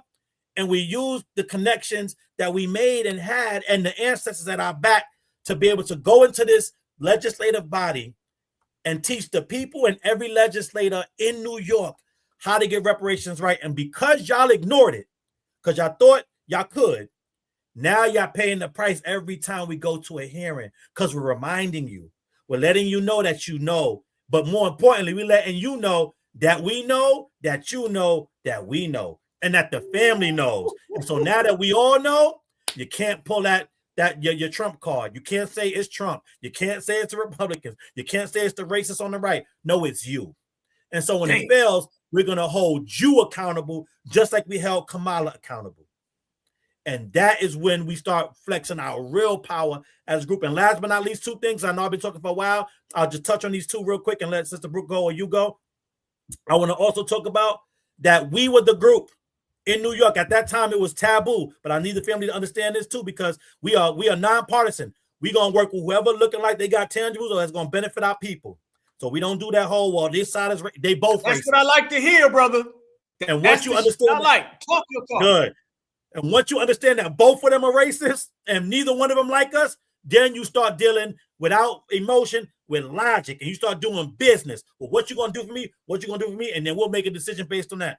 So when this New York City Council, this pro-illegal immigrant New York City Council, voted to have non-citizens, give the non-citizens the right to vote in our local elections, the U.S. Freedmen Project hollered at the Republicans like, yo, what y'all gonna do? Because this is unconstitutional. What we doing? And because we did that and was able to give them some level of cover so that doesn't look like a racist attack when immigrants are not a race, we were able to overturn that law. And if we didn't, that migrant, quote unquote, migrant crisis with all the illegal aliens coming to the city, every one of them after 30 days would have been able to vote. And that was the Democrat play the entire time. So that's one. And two, currently, and Sister Brooke will talk to this, hopefully this is a perfect segue for her. What we are currently doing now is we have a disaggregation bill going through the New York State Assembly and the New York State Senate. And it's on Sister Brooke's link, and she'll go and talk about that. But that's what the play is now, family. We understand that out of this commission, nothing that they do is going to be constitutional. So we're going around now. We're like, we don't got to wait for this commission to finish before we push policy for our people. We could do that anytime. And the historical record, because we're delineating, gives us all the justification we need to say, no, we need lineage-based policies just for us, for this group. And that's what this aggregation allows us to do. And so we have one in the Assembly, obviously our champion, Nikki Lucas. And in the Senate, we were able to flip a former opponent of ours during the reparations bill. We was trying to push. He was against it because everything that we said came to pass, and he's starting to see the writing on the wall. Senator Sanders from Far Rockaway, Queens, the Rock is in the building. He signed on as the senator, and he is the sponsor of it in the Senate.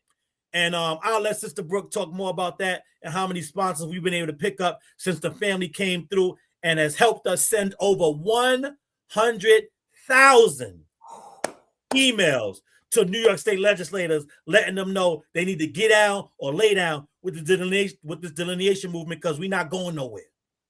And I land there. Shout out to Far Rock. It's on you, sister. Far Rock is in the building. Well, yeah. President Divine, definitely, like, he wowed me with how much work that they have done. And, and I don't allow anybody, whether you foreign or domestic, right, to take credit for the work that President Divine and my aunties at the Freedmen Project have, the U.S. Freedmen Project. And understand, we are the U.S. Freedmen Project. Do not confuse us with any of the freedmen organizations, because there are others that are alluding to the fact that we could be working together, and we're not. They are child, don't have me go off on a rabbit trail.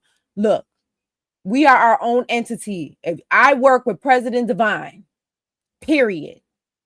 I don't work with nobody else. If you don't see me with them, you don't hear their name come out my mouth, they are not with us. And I just want to make sure that that is clear, because there's a lot of people in here, and there's a person in particular who's trying to ride the coattails of what President Divine has done in New York, and not on my watch. Now, President Divine has to have a certain amount of decorum. I don't. And I will let you have it. I will run you up and down these Twitter, Instagram, and TikTok streets. Play with me if you want to. Now, because like I said, I don't care who it is, whether it is, if you are in the way of what we doing or in the work that we trying to do, you are in my way and we got problems. I don't care if you of the lineage, ain't of the lineage, or tether. Nah, I don't give a. I will run you over. Play with me.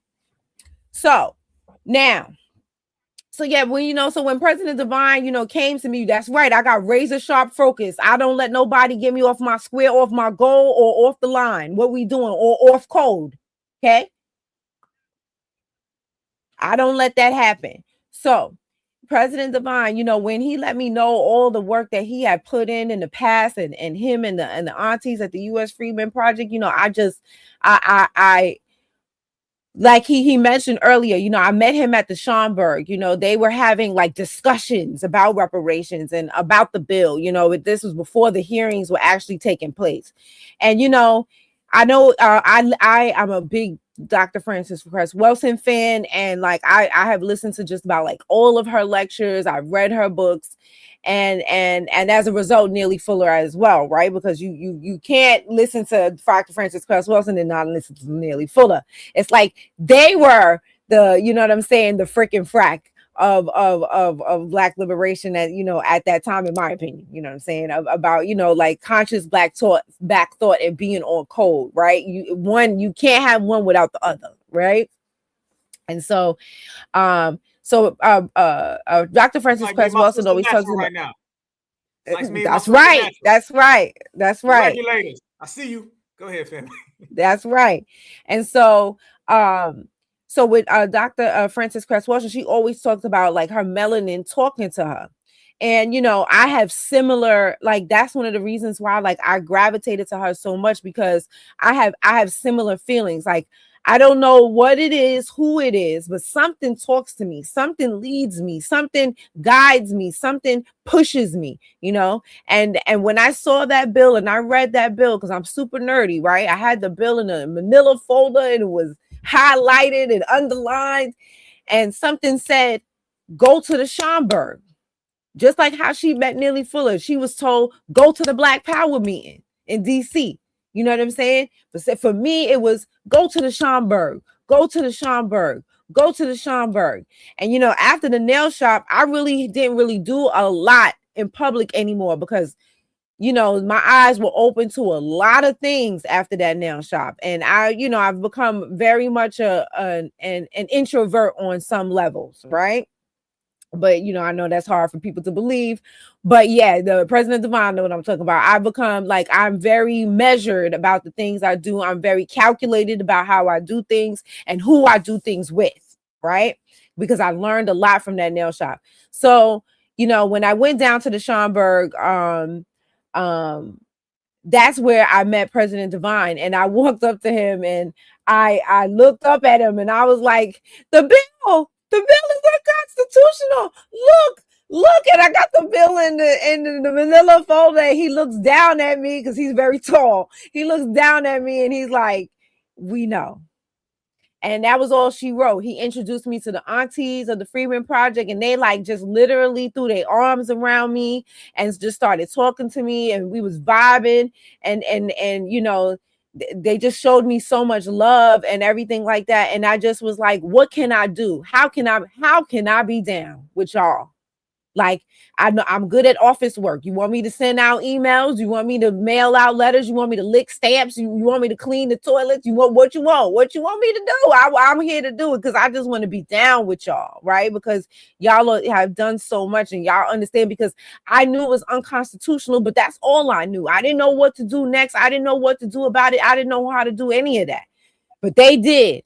And so I wanted to be down. And so, and that's all she wrote from there. You know what I'm saying? And as far as like the email letter writing campaign, I saw something that needed to be done. They didn't ask me to do it. I just started doing it, and they didn't tell me to stop. So I just kept on doing it. You know what I mean? And so that was it. I was like, look, I think we should do X, Y, Z. Is that okay with you? It was like, dude, go ahead. And there you go. So that's all she wrote. And so I'm just happy that we have accomplished as much as we have, and the love and that we've gotten from the family. And this is our first time on your YouTube channel, but this is not my first time in front of your audience, because you've allowed me to be on your X Spaces a number of times, where some people have tried to come in between what I need to do. Look at playing tonight, boy. She got something for everybody. Go ahead, fam. This is the place for it. It's all love. Okay. And so where some people tried to send their minions after me, but I'll knock your minions down too. So, I don't play no games, and I don't care how old your minions are. If they coming after me, I'll knock them down. So, yeah. So, they came for me, and Natural knows. Me and Natural had a conversation about the minions. You know what I mean? I gotta go. Hold on 1 second, okay, guys?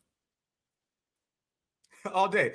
My brother, you got anywhere where people can find you, fam, like websites, everything, because people in the chat are asking, fam. And let me say this, fam. I'm going to put this out there. It shows y'all, everybody listening right now, foundational Black Americans are stronger than ever. I got brothers and sisters in the South right now saying we're going to have to come up to New York. I got brothers and sisters on the West Coast saying it. We all watching you guys, and we all proud of the work y'all doing, fam. So I was like, I got to have the team. I know both y'all personally. You know what I'm saying? Like in the flesh. You know what I'm saying? But I know y'all super certified, man. But I want y'all to know, because MFers be hating on New York. You know what I'm saying? You know how it go, man. People be hating on New York or whatever. Hating on New York to me is corny. You know, I mean, it's like hating on the dude to get a lot of women. You know what I'm saying? And you can't get one. You know, it's kind of like that. You know, good. If you was getting females, you wouldn't hate on the guy who was getting females. So leave the hate to the side, man. Real certifieds from the east, the west, down south, up north, midwest, all that, man. We all rock. So I speak on behalf of the whole certified family, man. We love y'all and what y'all doing, fam. Let everybody know where they can find you, though, fam. Like any site or anything, brother. Yeah, no doubt. And we love you too. And that's a part of the culture. That's why I never took any of it personally. You know what I mean? Like I said, the whole time they were slandering us, all the work that I detailed, that's what we was doing. People was online talking about New York is gone, New York is dead. And I'm sitting here like Chadwick Boseman in the Black Panther. You know what I'm saying? As you can see, we are not dead. And I'm like, you know what? I'm gonna let the work speak for us. You know what I'm saying? Because again, that's just how we are in New York. Like you said, the beautiful thing about it is that the quote unquote hate, right, that the Tethers try to amplify, and the Tethers definitely amplified during that East Coast, West Coast stuff. Yep. Is the difference between us and every other ethnic group is that all these other people in the other regions of the United States, these are family. Like it's they're like family or literally family. You know what I'm saying? So when we going back and forth about New York and the South, that's not a regional thing. That's me arguing with my country ass bumpkin cousins. And they're calling me a city boy. You know what I'm saying? And but it's all love, because if somebody else try to come in and step out of line that way, now both of us is on some, okay, who's you and what you talking about, and watch your mouth for something else happen to you. So it was never, for me, I never took it personal. I know some do, and I can't knock how they take it, and I don't denigrate them for how they take it. But for me, I will always say I love all of our people in every state that we in, because that's what makes us the beautiful mosaic that we are. And it makes us foundational Black Americans, because we are the only people that have ever united using a universal identity we called Black, that elevated above all the regional differences. And so that's something that the Tethers don't understand, which is why they always talking about, North and South, or Foundation Black Americans in California are different than Foundation Black Americans in Atlanta, are different than Foundation Black Americans in New York. Yes, all those differences are the same, but it's the same way I'm different from my sister, and she's different from my cousin, who's different from my mother. That don't mean we're not family, we just different. But for them, any singular difference means, you're a separate tribe, and now I gotta beat you upside the head with a piece of or sell you to the European, right? Come on now. To bring it all the way back. Bring it all the way back around, right? And so, yeah, it's all love and always gonna be love. And so, I seen somebody put in the chat, and shout out to them. We are in the process, which is why Brooke set up that call to action for us on her website. At the time We was going through some transitions as in growing pains. So we are going to get ready to have a new website. So that we are in the works for that. Thank God we finally getting blessed with the funds and resources to get a brand new website. But it's still going to be the same URL because we own the domain. So it's www.usfreemanproject.org. Black Truth United just put it in the chat. Shout out to Black. And also you can find us on Twitter or X at US Freeman PRJ. So that's US Freeman PRJ. You can email us or call us when you go to the website. We have a phone number that you can call in.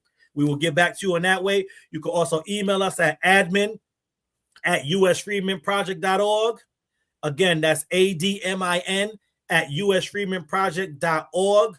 Also on the website, there's a join now button just in case you want to pitch in, whether you just want to be on a newsletter, you want to join as a volunteer, or you want to officially go through the process of becoming a member with us. All that is on the website. You can do that. You can give us your information. Somebody will reach out to you, either myself or somebody on the team, and we will take you through that process. We also have periodic orientation meetings where we onboard people, let them know the same thing I did tonight, what we've been through, what we're doing, what we're gonna do, how you can fit into that, and whatever your area of expertise that you feel like you can donate to the project. And that'd be great. Or you can just, if you just want to donate, there's also a button on there for that. You can make a one-time, weekly, monthly, yearly, whatever you decide to do, because this work ain't free. None of us get paid. But when we go to something like today, people are missing work. People are getting on a train. People are taking cabs. So every little bit helps to keep us have this movement going and to keep the lights on, per se, as they say. And lastly, I just finally broke down and got a TikTok. So I'm on TikTok at Black American Proverb. You'll see some of the hearing videos that we've posted. And we are in the process of getting a US Freeman Project TikTok as well. And we are also on Instagram. Sister Brooke has already volunteered to be our Instagram ambassador. So she's going to help us get that up and running because she is a she is a Instagram expert. And I just found out today, because I'm not really big on the socials, as you guys see, I be in the streets for real. I found out that we also have a Facebook page with all the aunties, uncles, and elders that's on there. That we got about 8,000 followers on there too. So that's growing, and we're gonna be posting more on the socials as the new year rings up. Because like I said, we've been 5 years, but a lot of that has been growing pains, and so now we are just hitting our stride. As they say, if you play sports, we right here and getting ready to enter into our prime. And so we are really excited about what that we've been able to learn, how the family is coalescing. And I just believe it's divine providence. Like, I think it's the ancestors working on our behalf, because every time we've hit a stalemate, we've hit a roadblock, we didn't know what we were going to do next. The ancestors and God, or whatever else you believe in, or whatever else you pray to, and not, no pun intended, but in our true Foundation Black American Proverbs way, we find a way out of no way, and we keep the work going. When we were shopping the bill, and we shopped it to everybody, and nobody wanted the bill, we're like, we don't even know what to do at this point next. We shopped it one more time, found this Jamaican brother that was like, yeah, I'm gonna take it. And at that time is when Nikki Lucas came and was like, no, wait, hold on. He I know he got his good intentions, but this need to be carried by me. And that's how we found Member Lucas, and how she's been rocking out with us ever since, and essentially been holding our hand. And we've been kind of growing up in this advocacy space together, because she's been doing much advocacy in her neighborhood in East New York, which is a foundational Black American stronghold, by the way, because most people act like we don't got no communities here in New York. So East New York is a foundational Black American stronghold. F what you heard. And so she had been doing advocacy in her city, in her area, in her neighborhood for a long time. But around the same time that we started getting into this advocacy fight and doing our political one too, Member Lucas had got into office at that same time. So it's just been a beautiful relationship of us growing together, us learning together, her checking us checking her. Like, it's a beautiful foundational Black American relationship, and the only way a foundational Black American politician could talk to a foundational Black American advocacy group. And I'll land here, and this is why it's imperative for us to work this thing together as a family, because if it's not us, it's gonna be nobody. We went to DC like right before the transition of this new administration. So back when Biden and Kamala was still in, it was a contingency of a number of organizations across the nation, because we do collaborate with people doing good work, right?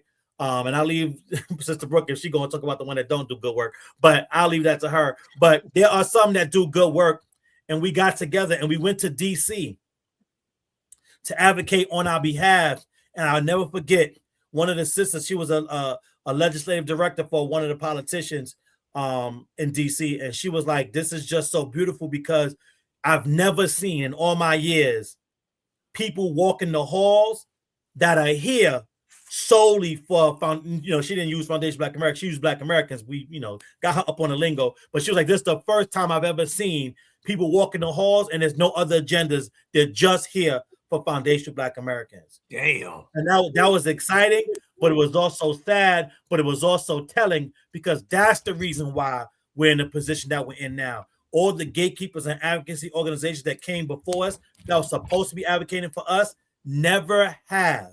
And so this is the first time since the 1960s that we've had organizations and advocates and activists that are like, no, I'm focusing solely on our people. And it was said about the Reconstruction, and I believe it's going to be said about this when it's all said and done.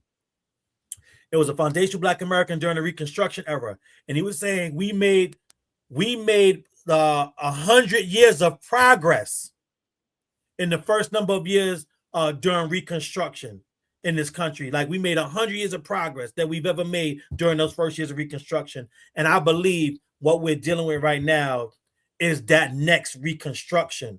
But instead of it being based on race or based on terminology that can be co-opted and Trojan horsed, we are dealing with ethnic group and lineage that is rock solid. And that is going to take us forward in this Foundation Black American Renaissance.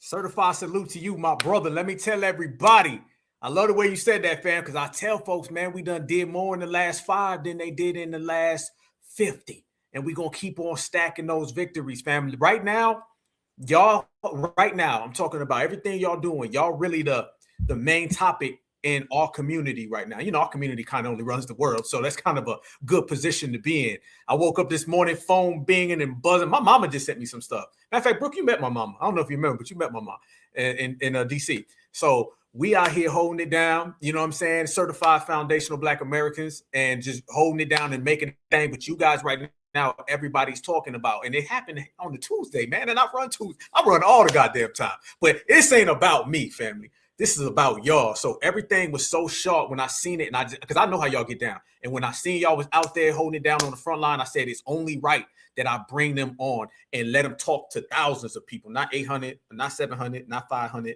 You know what I'm saying? All of the family, y'all, because y'all got to know it and show y'all got real love out here. I'm from Georgia, so I'm sending shots out to y'all from the South. I know the West Coast repping, I know the Mid, everybody's representing. So it's time that we really let the whole world know, oh, y'all thought that we was fractured and y'all thought we was every which way. No, we 50 stay strong. We certified foundational Black American lineage, heritage, and culture. The accent may sound like it's from New York, or it may sound like Baltimore, or maybe what's happening, baby, down in Louisiana. There may be some herds in there. It might even be a little Memphis in there, but we all saying that same thing with the FBA lingo. Only difference is that this time we ain't taking no prisoners. Before I bring this home, Sister Brooke, tell everybody where they can find it. All the emails, let everybody know something. I'm gonna bring this on back, family, but I'll send y'all, certified brother and sister, y'all can do y'all 1-2 step, man. I won't hold y'all up all night, but let everybody know where they can find the emails and anything you want to tell everybody in your parting ways, my sister.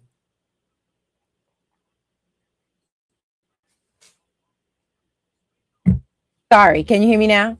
Okay.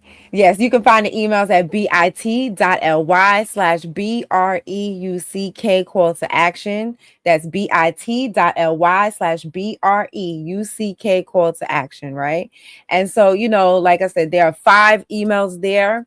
Please send all 5. We are sending emails regarding the unconstitutional bill. We are sending emails, 3 emails actually, about delineation and disaggregation, And so, we are these emails are very, very important. It makes President Divine's rough places smooth and crooked places straight, because when he goes in there with these meetings with these legislators, they know who has grassroots support.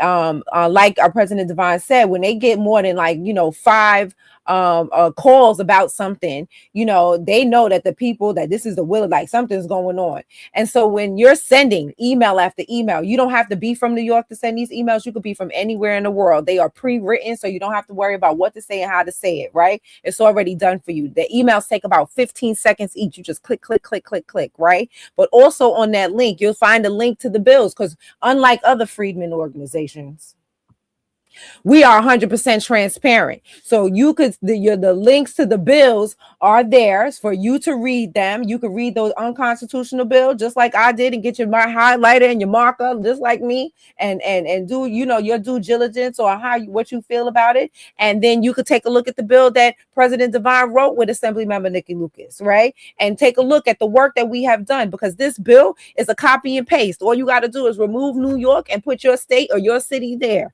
You know what I'm saying? Because President Divine and Nikki Lucas had to make this bill so tight, because our Afro immigrants have been here for a very long time, and in order for it to make it constitutionally sound so that nobody could dip a toe in our reparations, it had to be written a certain way. It had to be written super tight. So now that we've written our bill super tight, you could take that bill and just copy and paste it into other places. So what happens in New York will definitely can spread over to other cities, other states, and then we're gonna take it federal. We're not playing these games. People sitting there talking about we only online. We not only online. We in the state house, okay? And then soon we're gonna be in the White House, okay? We're gonna be in the Senate. We're gonna be in the Congress. We're gonna get this thing federal. We're gonna be at the OMB. It's gonna be on the census. We're gonna get this done, right?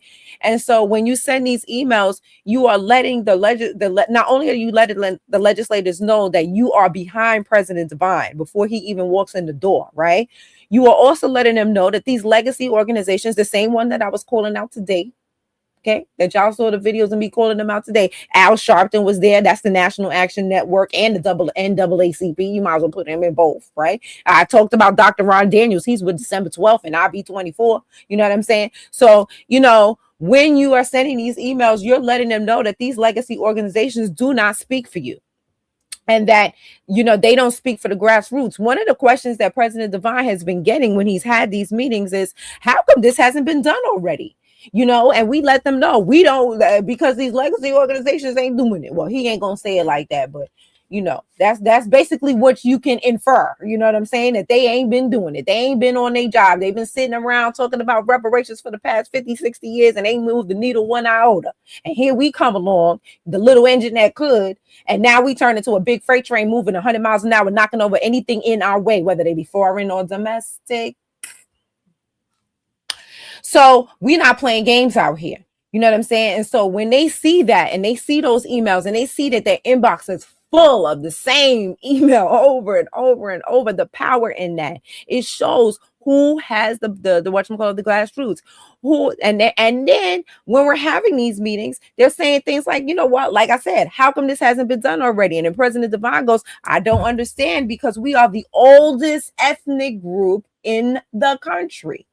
So, so that's why these emails are so important. When we used to hear white folks say all the time they had like a little pothole in front of their house, I'm going to write a letter to my senator. This is essentially what you're doing. We've made it easy for you. Like I said, we've made it easy for you to write a letter to our senators. And so even if you don't live in New York, but I did see a lot of New Yorkers in the chat. Hey, y'all, I saw a lot of New Yorkers in the chat. Hey, family, y'all better did y'all send the emails? Y'all New Yorkers, did y'all even know what was going on here? Come on, send them emails. We need you. New York, stand up. Send them emails. And I here's the thing. I can't even get on y'all too bad because we got 100,000 emails sent. So y'all been doing something, okay? So continue to keep your Timberland boots on their neck. You know what I'm saying? Because we're not giving them no room to breathe. And so my big sis Keith, she has her emails set every day at 10 a.m. that they send every every day at 10 a.m. So, let it be no room to breathe, and keep sending those emails every single day. I don't own that link. Be a missionary with that link. Take that link and share it with all your friends and family. All that, those your family that is now understanding. They may have voted for Kamala, but now they understand why we doing what we doing after they seen Ghana do that craziness today. After they seen Shabubu on the awards. You know what I'm saying? After they seen all that they have seen, now they might be singing a different tune. Take this email to them. Get all that righteous, anger that got him. Put it in their thumbs and send the email. You know what I mean? So I just really appreciate the family for everything that they have done. I don't know if anybody, you know what? I know for a fact. Hold on. What's your mod's name? Which one? What's your mod's name? Hold on. I'm gonna find him because I'm gonna shout him out specifically. Black Truth United. Black Truth? You talking about short? I know that Black Truth United specifically has donated to my Cash App. And I want to specifically say a thank you to him for donating to my Cash App. It is because of people like him that, I don't like today. Look, I ain't really want to take public transportation. I don't know if, I'll be completely honest. I've been essayed, not to a full extent, but touched, you know what I'm saying, on the train before. I don't like taking the train. I really don't like it. But it was in, it was in Manhattan, Lower Manhattan, and I didn't want to take the train. But because of the donations from the family, I was able to drive my car and pay for parking, because normally I'm not paying for no parking, okay? I ain't paying for no parking in Manhattan. That it'd be expensive. But because of the donations from the family, you know what I'm saying? I didn't even have to think about it. I was like, you know what? I'll pay today. Now I ain't gonna pay, on my free time or whatever. But today for this, I'll go and I'll pay for parking. I was able to park like 2 blocks from the place. Child, y'all had me, I thought I was feeling luxurious because I don't be parking in these garages. If I can't find street parking, that's it. So I want to thank, people like Black Truth United for donating and making that easy for me to be able to do. I don't have to sit here and budget like, oh, can I afford to rent a car to go up to Albany? Can I afford to do this because I got to take a day off work at the same time? Can I afford, I don't have to do that. And I really, really appreciate y'all. And I want to thank you so much for everything that y'all have done. It's New York. You can't have no pew-pews. You know what I'm saying? Somebody talking about, I got a pew-pew too. Yeah, I can't have no pew-pew. I got other things, but I ain't got no pew-pew. I'm trying to get me a license, though. They sleep with them down here in Georgia, man. I ain't gonna stop. We stay on it, but I feel I'm trying to one day I'm gonna give me a license out here in New York and then have a legal pew-pew. Yeah, one day. We be naming them down I'm here. working on that. That one right there, it's Marquise. Right. You got a whole collection. That's a Leo right there. That's a Cancer right there. We be naming them, man. Hey, listen, y'all. Funny. I love y'all with a passion, man. I love everything y'all doing. You already know how it is, man. I gotta have y'all come on back. We should did this a long time ago, but it's all gravy. I'm glad that y'all was holding stuff down. Y'all really right now are the talk of the community. It happened on the Tuesday, so it's only right that I had to bring y'all on here so y'all could talk to everybody, so people really, really feel y'all and really, really know where y'all coming from, because y'all putting in work. And I'm talking about the real y'alls, not the fake y'alls. Y'all know what I'm talking about. So it's all love always over here, fam. And by the way, you know what I'm saying? I'm gonna be in New York this summer, so y'all know I'm gonna touch down on both of y'all. So be ready. Right, okay, we ready.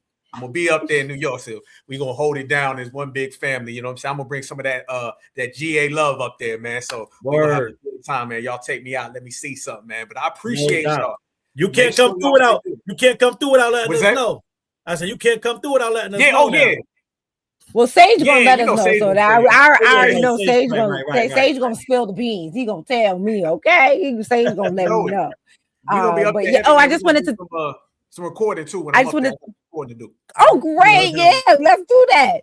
I did want to say I'm on TikTok. I'm Bruck.evenmelanin on TikTok. I'm Bruck on X on Twitter, and I am Bruck on YouTube. And I appreciate you. I can't wait till you come to New York. Maybe we don't know. Maybe it'll be in the. And I want to also shout out to Sage, because Sage be with us on our mission. When we went to the Caribbean corner, Sage was with us on that pull up at the Caribbean corner. Okay, Sage came out and showed out too. And he had the whole President Divine back. Right. But anyway, I was going to say that we can't talk about that because the statute of limitations ain't passed. But I will say that that shout out to my brother Sage, because when it had the potential to get past talking, you know what I mean? Like we was ready. So I want the tellers to understand, like, all that talk that y'all be talking about online, when it's in person, it don't go down the same. Let's just be clear. It does not go down the same way. You know what I mean? And shout out to my brother Sage, who was ready to hold it down if need be. Because like I said, I don't care what they telling y'all. We are here. Foundational Black American New Yorkers are here. Somebody put it in the chat. Shout out to the 585 Rochester. Like, listen, New York City has a lot of the tethers. 100%. I will give you that. They still not the numerical majority of us here, even with the exodus. When you start factoring in upstate New York, Rochester, Binghamton, Utica, those are foundational Black Buffalo. Those are foundational Black American strongholds in New York. And they be coming out to the hearings. We be meeting them at the hearings. Yes. They be coming out. And they be be showing us who we mad are. love. Yeah, like, I'm glad y'all came. I'm glad you're here. We saw you here. We saw you there. So our people are here, right? And so we understand that a lot of us are getting gentrified out. That's also a reality. But as it stands, we are still the numerical majority of melanated New Yorkers, so to speak, to make that a community. But the bottom line is we are still the majority. What has happened here is that the gatekeepers have sold us out. That's right. But the U.S. Freedmen Project is on the scene, and we're asking you to allow us to reintroduce ourselves, because we're here. Fam, And let me hold on now. American, I got y'all here. Hold on. Let me show y'all something real quick before. Okay, show us. Okay. I got something for y'all, man. Something came across my timeline. Hold on. Wait a minute. Here we go. Let me show y'all something. Something came across my timeline, and I was like, I got certified FBA family in here, so I think they're gonna want to know about this. Okay, y'all probably already know the Non-Action Network, Al Sharpton. They having a gathering, and it's gonna be. Is it tomorrow? Is it today? And then I see another one. He said on April 8th to 11th, they're gonna have the Non-Action Network convention. Yes, right there. right. And what is it? Y'all, fam, because I'd be having a lot of my family down here, and they'd be like, oh, I can't wait till my certified New Yorkers get about this. So I know they had what they had today, but now he's saying they're going to have their Non-Action Network, and there's only one real network, and it's the Black Alpha Network. Anything else is uncivilized. They're going to have it on April 8th through 11th. If I'm not mistaken, that's less than a month away. And he's got the location, and I just got a sneaky suspicion some of my certified riders, y'all gonna show up there the same way y'all show up everywhere, the same way y'all showed up today, and y'all be running them scared, letting them know that we in here. So I just want to throw that out there, family, for the family, to let everybody know if you do something and you say something, whether that be California, Chicago, Memphis, St. Louis, Kansas City, Alabama, Georgia, or New York City, the certifieds is gonna get you. So I wanted to let that be known, my family. So and I'll say this: I can neither confirm nor deny whether we'll be up in the building, but y'all see, y'all will see. Either way, y'all will see. Two things I want to say in the back channel, in the private chat. I sent you another event that is taking place tomorrow. So if you could bring that up, I think you could, bring that up. That is an event that's taking place in the city that's tied to this. And another thing I want to do, I don't want to leave out here because I know some people was talking about it. I just want to show the full shirt, Foundation Black American on code. And this was a shirt done by our sister Keisha, who is Keish. Thorough Black Talk Radio on YouTube. Check her channel out. We go live every Thursday. Worldview, Thorough Black Talk Worldview. Oh, Thorough Black Talk Worldview. I'm so sorry. Yeah, so she's the one that makes the shirt. So y'all could definitely hit her up in the comments. We'll also get her contact. I think she has them in multiple colors. So yes, please hit her up. You know what I'm saying? We and she's here. She's also Brooklyn born and raised. Fort Greene projects, holding it down. So you know what I'm saying? That's just what we're doing. She's our resident historian. Word. She be telling us the stuff when we was kids. She was doing big things, cases with automatics. A matter of fact, you know who introduced me to her? from the rally at Reparations, Dr. Short and I, you know, became cool. Yes. And then he introduced me to Keisha. He said, you need to be with somebody who can look out for you. And then he's the one who introduced me to Keisha. Well, Dr. Short special, man. Shout out to Dr. Short. Yes, We had Dr. Short on here on Friday, man. Who knows, man? Shout out to Dr. Short. Yes, I am Natural. I see you, Natural. Hey, let me say this too.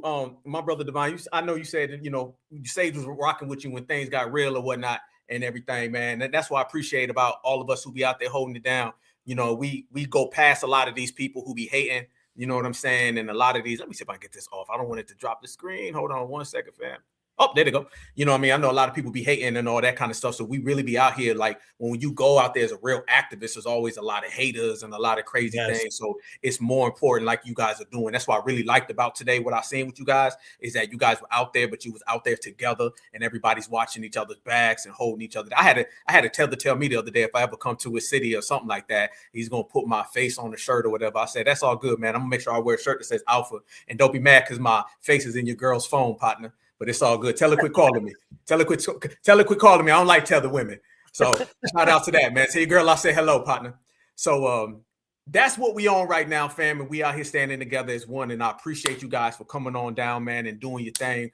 Y'all have a great night, man. I appreciate that. I'm gonna post that right there for you, man. All the links, everybody out there. Make sure you follow my brother. Make sure you follow my sister. Make sure you follow their work and rewatch all the videos of today where they was putting in work, because it is the hottest thing out here in the streets, fam. And y'all know it's always love on the Black Alpha Network. And just hit me up, man. Brooke, you got my number. Give it to Divine, man. Y'all hit me up, man. Anytime something pop off, man. And y'all know, y'all can holler at Sage, because if Sage don't hear from me in like a week or two, he called me. If I don't hear from him in a week or two, we call like brothers and stuff. So we check on each other, man. So I appreciate you guys, man. Certified salute. Y'all stay good. Peace and love to the fam. All right, y'all. So y'all see right now how we go down when you on the certified side of town, man. We had to go ahead and bring it all the way back live because, you know, we had a lot going on right now in New York with the brothers and sisters standing in. So I wanted to cook for like that first hour, but then I wanted to bring the family up. You know what I'm saying? So the family can really explain to you. I do not like when people do reporting and they're not really there, or they don't know nobody there and they giving some take on it. How do I know? Trust me, because I was in Jacksonville at the hate crime and I'm literally there. And then when I get home, I see people that were nowhere to be found and they was reporting on it. I'm like, call me, I can tell you. I don't do that kind of stuff, man. I want real correspondence with my real brothers and sisters out there. And no matter where it go down, just let me know. And this goes for y'all too, because I get so much stuff from everybody and I love it, fam. This is why I always tell people this is the only interactive really channel out there. It's the family. It's all of us together. So much information that I get. People be telling me, hey, bro, this went down in Chicago. Hey, bro, this went on in California. Hey, bro, this went on over there. And I love it. So I want to bring all that energy to you guys so you guys can really feel that fire and you can hear it from the people who were there, not from an article, not from a paragraph, not from a sentence, not from a phrase, but brothers and sisters who are really out there in the trenches doing their damn thing, man. That's the most beautiful thing about being a certified foundational Black American. Now, brothers and sisters, let me show y'all one last thing. You know what I'm saying? Because you know we be in here cooking something heavy, and we done dropped a lot of game. We done went through the streets. We done went up to New York, fam, and we done showed everybody that foundational Black Americans, East Coast, West Coast, down south, up north, we stronger together and we stronger than ever. We done put all the nonsense to rest, fam. Leave it up to the #1 chat on the planet, Black Alpha Network, to go ahead and put all that energy in the air of us standing strong and really holding each other down. But family, let me show y'all one thing right here. Matter of fact, two things. I want y'all to see this real quick because this is going to be even more funny for the game. Y'all know we started off talking about people going to Africa and people hating on FBA and throwing all them labels on us. Fam, there was a guy who said something about foundational Black Americans and a group and all that stuff. And fam, we don't really listen to people who are in Nigeria saying the Jollof better be good. I'm just saying, fam, that the Jollof better be good. Goddamn, fam, they out there talking about FBA being a hate group, but they in Africa searching for some Jollof. Okay, we're not searching for Jollof. I'm not interested in fufu. I don't want none of that. I'm good over here with my soul food, fam. Yeah, petting time. We good, fam. I got me some soul food in here, and I'm in foundational Black America because I'm a foundational Black American. So when you a foundational Black American and your ancestors built America and you got soul food in your refrigerator, that's a hell of a lot better than the African Union sliding you bags, talking down on my lineage, and you somewhere and you looking for Jollof, man. You know what I'm saying? So you can Jollof the hell on out of here, and you can Jollof off a cliff. And foundational Black Americans, we still gonna be here, and y'all know Black Alpha gonna talk my ish. Straight up. Fam, it's been another one. Certified salute, fam. We done brought it all the way back in. Scholarship, receipts, real time, roasted, breaking it down. Let everybody know what that they say don't matter to us. What they do will never go nowhere. We are the ones who run the game. It's all about us. It's always been that way, fam. Nothing will ever change that. This is foundational Black America, y'all. They'll never get no dollars of reparations. We gonna get all the reparations. They'll never get no tangibles. We getting all the tangibles. And they can never have the spotlight, because we hog it all up, family, because it's all eyes on us. Certified salute. Y'all stay good. Y'all stay safe. Y'all stay vigilant. Enjoy you some soul food tonight and tomorrow. And push all the Jollof to the side and leave the Jollof for the jokers, family. And FBA, we going to be in here looking like new money, family, stacking it up. Y'all stay good. Y'all know I will see y'all on Friday. We're going to drop something again. Me and my sister Natural, the undefeated Natural Torah. We gonna drop some more smoke, fam. We got a lot more scholarship for y'all, man. We just gonna continue to run the streets, man. I'm saying, man, you know, the #1 activist. I got the #1 chat. I'm from the #1 lineage. We out here winning. We leaving nothing but money. That's what it is. It feel good to be us, y'all. Feel great. Enjoy yourself. Pop your collar, man. Remember, they want to be like us. We don't give a damn about them, man. So let's continue to be that. And I'm gonna continue to be the voice of the people, the voice of the concrete out here in the trenches, and just represent all my beautiful certified foundational Black American sisters, all my strong foundational Black American brothers, and we all represent certified Black society. And with that, family, we'll never lose, because it is a perfect combination. Ballers keep balling and them haters keep hating, but we #1. Certified salute. Y'all stay good. And in the words of the greatest rapper of all time, Tupac Shakur, we gonna bring this one home. But before we do, always remember, no matter where you go, no matter what you do, no matter where you at, it could be the East Coast. It could be the West Coast. It could be down south. It could be up north, fam. We ain't nothing but cousins. We ain't nothing but cousins, and we ain't nothing but one phone call away, family. We don't talk about loyalty. We live it. We don't talk about solidarity. We live it. We don't talk about love. We feel it.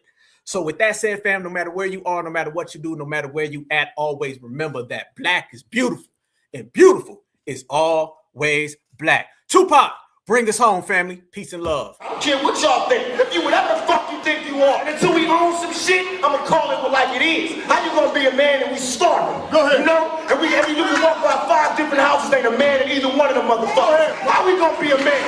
How we gonna be African Americans? And we out here dying. We thugs and we niggas until we set this shit right.